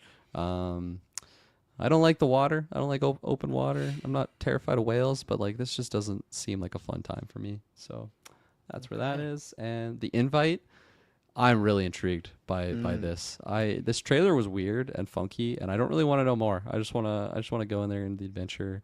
It's like a swingers type setup, but like I don't know if that's actually what's happening. Seems like a really fun cast too. I really am excited to see Edward Norton and like his role in here. He looks like the standout in this thing. Yeah, just like the questions that he's asking. And She's Seth alright, Rogen but he's in there fucking too. so weird. I hate him. Which is like, Seth that's a Rogen, great yeah. dynamic because I feel like we all have those where there's a couple and like you're finding the one and the other person like, I don't know, well this person, you know. But Yeah, so I think I'm sold on this one. It seems like a fun time for sure, and I like that they don't really show anything either. Like they do a good job at setting up the intrigue versus just revealing the trick. And hopefully, we don't get the next trailer that just shows everything, because that usually is what happens when we get a really good first trailer. But yeah, I don't know. I'm pretty. Oh, and then Onslaught. That was the last one there. The A24 movie. Ari Drona. No, that's not her name. What? Am I close? Adrona. I think. Adrea Adrona. Yeah. Yeah. This. I think this could be fun. I think this could be a fun one. Just yeah. I don't know. I was mentioning lackluster action movies that I've watched. This one wasn't really giving me those flags. It seems like there's gonna have a lot of action in here, and hopefully some just good quality choreography that goes along with that. I know that she loses her eye, so that was something that I wish I didn't see, because now I'm just gonna be waiting for that moment to happen, of course, in the movie. But this looks cool for sure. Yeah, for that one, I'm very excited because it looks like that he's going back to kind of the Guest vibes. The Guest is a very fun, underrated movie with Dan Stevens, where he's a guy that comes back from war and he's the friends of somebody, and there's just something off about him. That's all I'll say about that movie. It's fantastic. It's what made me fall in love with Dan Stevens, whose voice is in this trailer, and then they did show his name in there. I'm a big Dan Stevens guy. So Adam Wingard's an interesting case because I really liked his early career. He did You're Next, which is like a fun, flip on a home invasion sort of movie. And then he did The Guest, which I loved. And then he did Blair Witch, the remake or the reboot or whatever it is. And I'm a defender of that. I'm looking at IMDb right now. I see it's like 5 out of 10 on IMDb. I really enjoyed that movie. I thought he did a good job. But then, so that's the first half of his career. Then the next half is he did Death Note and then the last two Godzillas, which I did not see New Empire, and I did see Godzilla versus Kong, and that was about it. And so I don't. This is like the 50% like deal breaker, like one way or another. Of like, do I like Adam Wingard? Did I just like some of his earlier work? I do love this idea because I feel like in so many movies that's like, what's the plot line? Oh, they want to make these evil super soldiers, and then you never get that. This is the movie. I love that. It's just like I love movies that do that, where it cuts to the part where, oh, this would happen in a movie, but the heroes stop the plot. So, you know, the government succeeded, and they have Jason Voorhees type motherfuckers as the soldiers. That could be great. This looks like lots of fun. If this reviews well, I think I'll definitely see this in the theaters. It looks like it could be a good time. I like a bunch of the cast people in here. As I say, as always, Drea Drona, if she's not Wonder Woman coming up, James Gunn, I've lost a lot of faith, but I'm a big fan of her. So I'm waiting for some more word of mouth, but it has me intrigued. Netflix Scooby-Doo, I really don't know what to do. It all depends, because I know Mike was talking about this. I hope it's not like a Riverdale type of situation, because this could be a fun thing to watch for the kids. But if not, like, I think they actually would be smarter to go just more family friendly. I don't know if it's like if you do the Riverdale with the dog, if it works. Like, I don't know. I want, for the cast, I want them to do well. I love Scooby-Doo, so I'm always down for another good addition. In my heart, I imagine this is not going to be good. I don't know why. Just a vibe, just a feeling. That's what I'm expecting. I think I'm the same as you for the invite. I'm just excited to see what happens there. I like all four of those actors. I'm excited to see Olivia Wilde kind of get back to this, because she did, God, what was that movie? They were in the movie with the two girls. They're in school. One's Joan Hill's sister. Oh, it's really good. Booksmart? Booksmart, yeah. She did that. So it was the start of her director career. It's like, oh, that's great. And then she did Don't Worry, Darling, which was definitely a big drop. So I think this might be better in her realm. And yeah, I was the same as Kirklin, I already said, but like Norton looked like he's going to be tons of fun. Rogan has been great. All of them are great, but Norton playing this type of character, I think, can really get the juice flowing. So I'm excited for that. What else am I missing here? Whalefall. Kirkland's crazy. This movie looks like I'm not crazy. You are crazy. Not my You're delusional. bag, baby. You're delusional. Disillusioned. You're disillusioned. You're delusional. No, I'm very excited for this one. I've heard good things about this. I don't know. I'm just here to see what does happen when he gets swallowed by this whale. Now, granted, is that like all the movie, or is that the thing that leads up to it, and that's like the third act? Because I didn't even think we'd be getting this stuff with Josh Brolin. I don't know. I am gonna wait till reviews and even maybe some word of mouth just to see about the idea of it. And I love Abrams so far, so I think between this and Resident Evil, he's having a good season. And then there's one more I am forgetting, and why am I forgetting it? I think it's the first one you talked about. Not Scoob. What else is in there? Well, let me tell you. I got them right here. We got Dog Stars. Oh, Dog Stars. Yeah, that's the one I forgot. Forgettable movie. Just like the last trailer, I actually like the trailers, but this definitely feels like one of those movies where the trailers are decent to good and the concepts are there, but there is something off. As I said, I plan to bring it up and talk about it, but we're long in the tooth now, so we won't do it. But they use the same music as they did for Terminator Salvation, and the trailers cut almost in a similar way. You know, fool me once, shame on you. Fool me once, can't get fooled again. Won't fool again, whatever the fuck George Bush says. So I think I'll look forward to, even if it's poor, no matter what I'm seeing this movie in the next 6 months, it's just a question of where. And I think as of right now, I look forward to seeing it at home. And again, support local support independent newer movies, absolutely. But I also have a life and busy and an income and a budget. So it's like when we got a lot of stuff coming, if something's got to fall by the wayside, that might be Dog Star. So I don't know. There's something going on there. So I'm excited for some of these projects. So we'll see. And then what we've been watching, let me quickly pull up my Letterboxd. I finished. Did you hear about the show, Kirkland? DFT? Had you heard about this at all? I know DTF. Oh, that's what it is. Sorry. It is DTF. Is it DTF actually? St. Louis? Yeah, it's on Crave, aka like Down HBO. to Fuck? Yeah. I just said that for the meme. I didn't know that. It's actually That is. It's Down to Fuck St. Louis. Okay. It's David Harbour, Linda Cardellini, and then Jason Bateman. And David Harbour and Linda Cardellini are married, and him and Jason Bateman are like best friends. But then Jason Bateman and Linda Cardellini start to have an affair, and it's like a whole. It's not a spoiler. David. It's like the wrestling storyline you told me about earlier. A little bit, yeah. David Harbour is dead, but that's not a big surprise because like the show opens up that way, and it's about who killed this guy. And I won't say what all the mystery is and go through it, but you know what? It was me and Emily took a long time to finish it. It's quite a slow show, so if you watch it at bedtime, you might get a little tired. But it was really good, and then at the end, it just kind of ended up being about like being older and worrying about your best years being behind you and depression. It was a bummer ending overall. Like once the mystery is revealed, all the stuff these characters that they've gone through. There's lots of like every episode. I think they did a good job of it. Ended with like oh fuck, what's next with this revelation? You know. So yeah, I would recommend that if you like those actors. And the concept, yeah, was a fun time. So there's some good moments, some dark moments. So check out that. Me and the girls rewatched Superman because we're getting ready for Supergirl. I said this in my Letterboxd review. I hate that Peacemaker now has me known that the one decent guy in Lex Luthor's camp is like a fucking like sex weirdo or whatever. Don't like that. We rewatched Mutant Mayhem, the Turtles movie. That was a good time there. Cool. I've been rewatching all Toy Story, so we got one more down to go. I just watched the best Toy Story 3 the other day, so you got that going on. But I have to watch 4 coming up. I watched Mother Mary. I don't know if you remember that one, that Anne Hathaway movie where she's a singer. Kirkland, I will say that the first hour, I was like, I got a 5 out of 5 top 3 movie this year right now. And then the hour mark happens. I'll just say the twist happens, and then it just progressively went down. Not got worse or nosedive. Still a good movie, but just one of those vibes like, oh, I'm gonna be recommending this to a bunch of people. Where this was like, okay, I could see why that might be someone's bag. I kind of forgot, and this is like, I don't think it's minor spoilers because in the trailer, but I remember when this movie was first being shown off, it was like, okay, it's Anne Hathaway as a singer, A24, and there's like something creepy going on. And then I'd not like reviewed any of the trailers on the cast or anything like that. So I was like, when we get to it, and like I said, minor spoilers, but for the first hour of the movie, there's nothing supernatural happening. Nothing about a ghost, nothing like that. So I had forgot. I was like, did I just like, because it was A24, did I just fool myself and think there's like a ghost in this movie? And then the ghost does come in, and that's actually when the movie started to go downhill for me lightly, not a bunch, but lightly.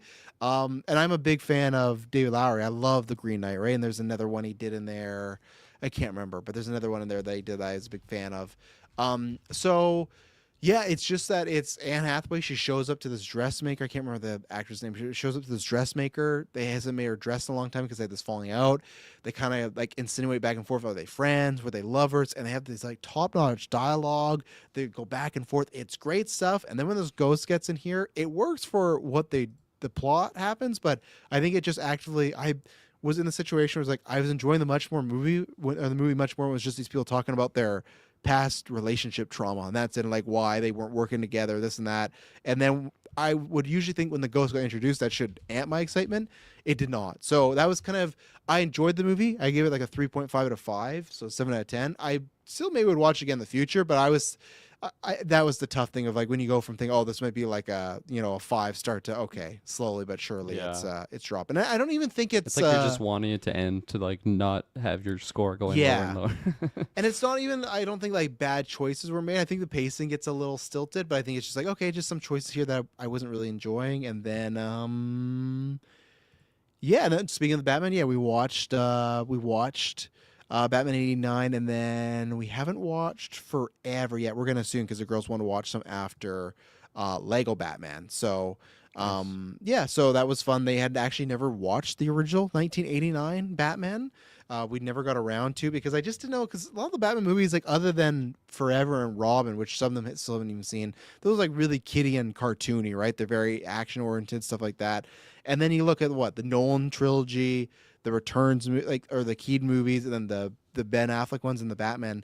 Like Batman, like sure, it has a lot of kids and family fans, but there's a lot of like just dialogue and heavy themes in these movies that kids aren't going to really jive with, right? Not that I'm worried about them being scared, just like, do they care about Two-Face trying to save the city from crooked criminals and lawyers? Like, not really yet at the age of 5 and whatnot, but now they're getting a little older, so I'm going to test that again this week. But they really enjoyed it. Gwen gave it a 5 out of 5 because she gives us little reviews now, so she gave that. So yeah, I'm very excited to watch Forever with them at some point coming up. So yeah, so I've been watching TV shows. Again, I'm reviewing them. Check out my review, and everybody, the Vampire Lestat, fuck, it's amazing. Just a new single drop again today. He recorded 20 songs for the season. He's not a singer or anything like that. Yeah, they didn't even test him. Yeah, they didn't even test him before if he could sing. So they just said lucky. And I think when we do our Wrapped, he's gonna be my number one. And it's not. I said this on the review. It's not just because he's a man crushed down. I'm loving the show. I love rock and roll. These songs are like actively really well written and really good and really clever. So yeah, check out that show. Absolutely, everybody. It's a good time. I'm loving it. It's only one episode in, and then yeah, check out the reviews. Again, as I said, I appreciate people commenting. I'm not gonna read the books. I told you I'm not reading the books.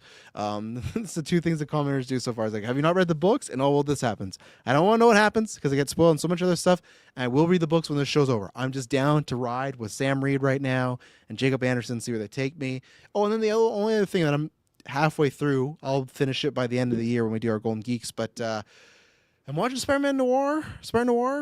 Oh, yeah. It's good, but I'm not, there's other stuff that have come up for the podcast and whatnot that I've had to watch that's delayed it, but I'm not like, oh, I got to get back to Spider Noir. I'm that way with, I'm actually only 2 episodes in, but I've started to watch Silo as well, Kirklin on Apple, because they got a new season coming in July. It's a Rebecca Ferguson sci-fi show. Oh, I've heard about that. Actually. It's great so really far. Good. Yeah, Kyle was telling, like, I've wanted to watch it for a while, and Kyle's like, oh, I watched it. It's great. So, okay, everyone I hear says it's great. I'm 2 episodes in. That has me, oh, I want to see what's next. Spider Noir, not as much. Not bad made. Visually great. There's a fun play on Spider-Man stuff. I think you'll like it when you get to it eventually for our MCU or Marvel Golden Geeks. But so far, I'm about halfway through, and I haven't felt the same drive that Taylor was. Also, Nick Cage charged for Taylor, so that has some bias there. It's always tough when he's like, this is amazing. But for me, I also do like Nick Cage as well, so I thought I could get there. And yeah, so far, it's nothing bad. It's just like I haven't locked into... to loving it. And then as always is Whittle Bay, new episode tomorrow. But when Whittle Bay is done, I'm gonna do a full season review on that. So that's why I haven't been talking about that much, because that show's fucking best. Last week they did a full episode that was like a Jason Michael Myers tribute, where that's what was the ghost of the week this week, and it was phenomenal. And I just love that Matthew Reese is the two things I love, Kirkland. Matthew Reese getting the love, and then me getting my flowers. I haven't got my flowers, but I feel like I was the biggest fucking flag raver on this. Like before the memes were going around the internet and they're asking Matthew Reeves like, oh, they like your funny faces. I was sharing you guys. I'm like, this guy's act comedy. I didn't even know there were memes. I thought it was all you. So oh yeah. No, they asked him, he was interviewed. They're like, oh, people are really liking your face and whatnot. So Taylor Field's the nighttime bros going for 3 hours. My God, so much drive. Oh yeah. We haven't hit our main topics yet. Yeah, we took a couple Percocets before. We're good to go. Yeah. But yeah, you been watching anything? Honestly, not really. A couple things to report on. Shay and I jumped back on to that Mao show that we were watching. It's an anime. Right. Yes. They're like 12 episodes in now. Like we were a couple weeks behind, which was nice because we had some episodes to binge. And it was funny because it's a very similar like initial setup to Inuyasha, if anybody knows that show from back in the day. Just a very similar what's happening. But then we got to an episode that was like really like, okay, now the plot's getting crazy, and I'm like, holy fuck, okay, yeah, this is much different. It's definitely its own show, and really digging it. Definitely recommend it to anybody. That it's on Disney, which is kind of a surprise. Normally it's like Crunchyroll that you would be watching your anime on. But what was your finger? Taylor, just so you know, I hope you took the time codes. You got to edit this episode, okay? Is it the cutouts and everything? I'll send them to you if you didn't get them. Oh my God, I just got a hamstring cramp as we fucking said that. Oh my God, that hasn't happened in years. He stands up rock hard. I need my cod piece to fucking cover me up. Oh my God, that was gnarly. Have you watched a show called Mighty Nien? Mighty Nine. Shay and I watched the first 2 episodes. Did like it. But for whatever reason, we just put it down. I heard that. Christ, yeah, we're going 4 hours to us. Any time codes. Don't mess anything up. Is there more Vox Machina stuff that just came out? Because I remember seeing something early June. Mike, Vox if you're in the Machina. chat, please answer. I have no fucking clue. I did say Mike. Okay, good. Yeah. Because I loved Vox Machina, and we were saying the other day that we do want to jump back on Mighty Nine, cause same people obviously that did that one, and I love Legend of Vox Machina. Season 4 just started, so that's super hype. So that'll probably be what I jump on beforehand. Sorry, I clicked at the same time as you there. Yeah, really hyped because I absolutely love that show so much.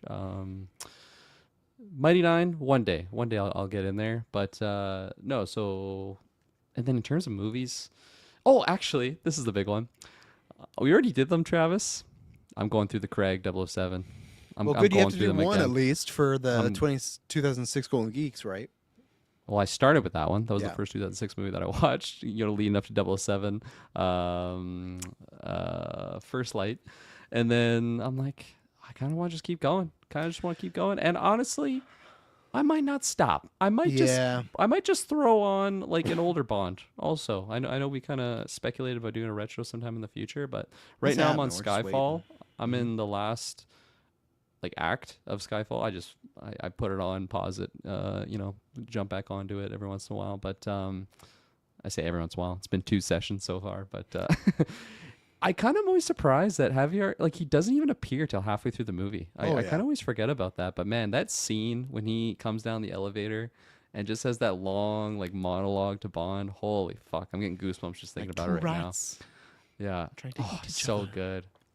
Touches his arms. Why do you think or what makes you think it's my first time? Yeah. Oh, Mr. Bond. He's so good. You got the great custom shirt about that. Yeah. So that's been fun. So I guess that's kind of the movies I've been watching. Yeah. I'm worried because I'm 20 minutes into Casino Royale. I'm like, I don't want to have to rewatch all these because I do want to watch some of these other 2006 ones that I've not seen in a while. Luckily, like, if we did announce, people vote for 2006. There's a lot of movies on that list where I'm like, I don't need to rewatch this. Like, I know perfectly. Like, also, we just did The Prestige, so that knocked it down. But even like MI3, it's like, okay, we just retroed that last year. I got that in my mind. Like, maybe I'm wrong. I don't know if Dylan's gonna have time to watch it, but like, I know Philip Seymour Hoffman's a fucking lock for not the win, but at least a nomination for. So it's like I have a couple of those because like, what are the films we have on our list? But yeah, the Craig movies, man, they're so good. Yeah, we have what do we have? We've Departed, which I'm gonna watch again because I fucking love The Departed, but like I know where that is in my brain. We just did Children for Men not too long ago, Casino Royale, Mission Impossible 3. We're doing Pirates right now for the retro, so that worked out. Prestige, we just did that. Crank, I'm gonna rewatch. Seeing a bit. The ones I'm rewatching are Crank, The Wind That Shakes the Barley, Little Miss Sunshine, Southland Tales, fuck, Pan's Labyrinth, because I actually haven't seen that in a good minute, and then unfortunately Tenacious D. I'll watch your guys' pick as well. I Evolution I've seen. Ultraviolet I actually don't think I have, so I'll watch Evolution. I don't know if I need to go. I don't think I actually picked Ultraviolet, but okay. I'm glad that you're watching that. Yeah, but I'll always have an excuse to watch anything. Casino Royale. So Underworld, hell yeah. I know exactly where that place is, Taylor. So I don't need to rewatch Evolution. So the Craig ones, No Time to Die, obviously. Oh no, actually I'll go Spectre and then No Time to Die. Yeah, I will keep going through them for sure. He says you picked it, Kirk. Definitely win some category. Winning. I mean nominated category. Winning. Yeah. Ultraviolet. Yeah. Okay. All right. I haven't seen it in a long time, so that'll be an interesting one. I remember the lady that has like the feet for hand or the hands on her feet or something. Some weird things going on, some cod pieces here and there. But and then I'm also almost finished my rewatch of Star versus the Forces of Evil, a big big heart pick in my household, named Marco Diaz after the great Marco Diaz from that show. And man, I will say, because she has her comfort shows that she'll just put on all the time on the house. Even if she's not watching stuff, she'll just put on like The Office or something. Avatar: Last Airbender's big one that she always rotates through. And then every time I'm like watching Star with her, like we're watching episodes, and then I go to work. Maybe she has like a night shift, so she's just home, and she like finishes like the whole show. And like it's not a long show; it's 4 seasons, 20-minute episodes or whatever. But man, she just powers through them. I just watched like a very important arc at the end of season 3. I don't think I've seen any of those episodes before, and we've gone through the show many times, but it's just like for whatever reason we just don't line up with that. And now it's like, okay, I'm actually watching it episode by episode. Holy fuck, man, it was peak content. I didn't realize how like serious that show gets because it's like a kid's goofy show, but yeah, it is peak content. That's definitely one I don't know what age to really show your girls that, but I think that one you guys should throw on at some point. I think it's just such a great time. You got the great Michael C. Hall voicing Toffee. The voice cast is kind of surprising. What's his name? John Heder, Napoleon Dynamite, right? John Heder. Heater. He's like a reoccurring side character, which I just never knew about. I like randomly pulled up the IMDb and I'm like, holy fuck, it's crazy. Like some of these big names that are in there. Super bad, Mike. That's a good question, Mike. I think we are getting. getting. Are we getting I think so. Netflix After Season 2 review from Kirklin Taylor? Let's pull up that schedule. Let's see what's coming out. June and July is busy. Let's pull up the schedule. That week we have that day you have Supergirl. You got that day you have Supergirl. Oh, that day you it's do like Supergirls. around that time. I know, but it's like, it's like that day is maybe Supergirl. not. Next day we tentatively maybe have After 9. We got so it's more the weekend after. We got House of Dragon on the Sunday, so you already got that. You guys don't have side quests, so that's good. Even though like this isn't oh god, Mike. Oh, that's the other thing too. That's what's tough for all of us, though, Mike, is Canada's July 1st, and then July 2nd we're reviewing X-Men 97's back. So I'm not speaking on their behalf. I'm just saying it is a busy time, especially with that holiday. And here's the tough thing, actually, you guys would have to have it done by the 30th because Taylor's gone. He has a trip. So you're not going to watch it the 25th because you got Supergirl. So you got 26, 27, 28, 29, 30. You have 5 days to watch all episodes. We'll report back on that one, Mike. Our hand is forced. Taylor's speaking for me. Yeah. So even though, and you know what? That's funny. I'm gonna. We did that side quest about it. Tomorrow, I'm gonna pull out the demo and try it. I've been wavering on if I get Star Fox or not, just because there's Is the demo out already? It is out, and I want to play it. Okay. But then I just saw a lot of memes, which is what I expected, right? Of like, hey.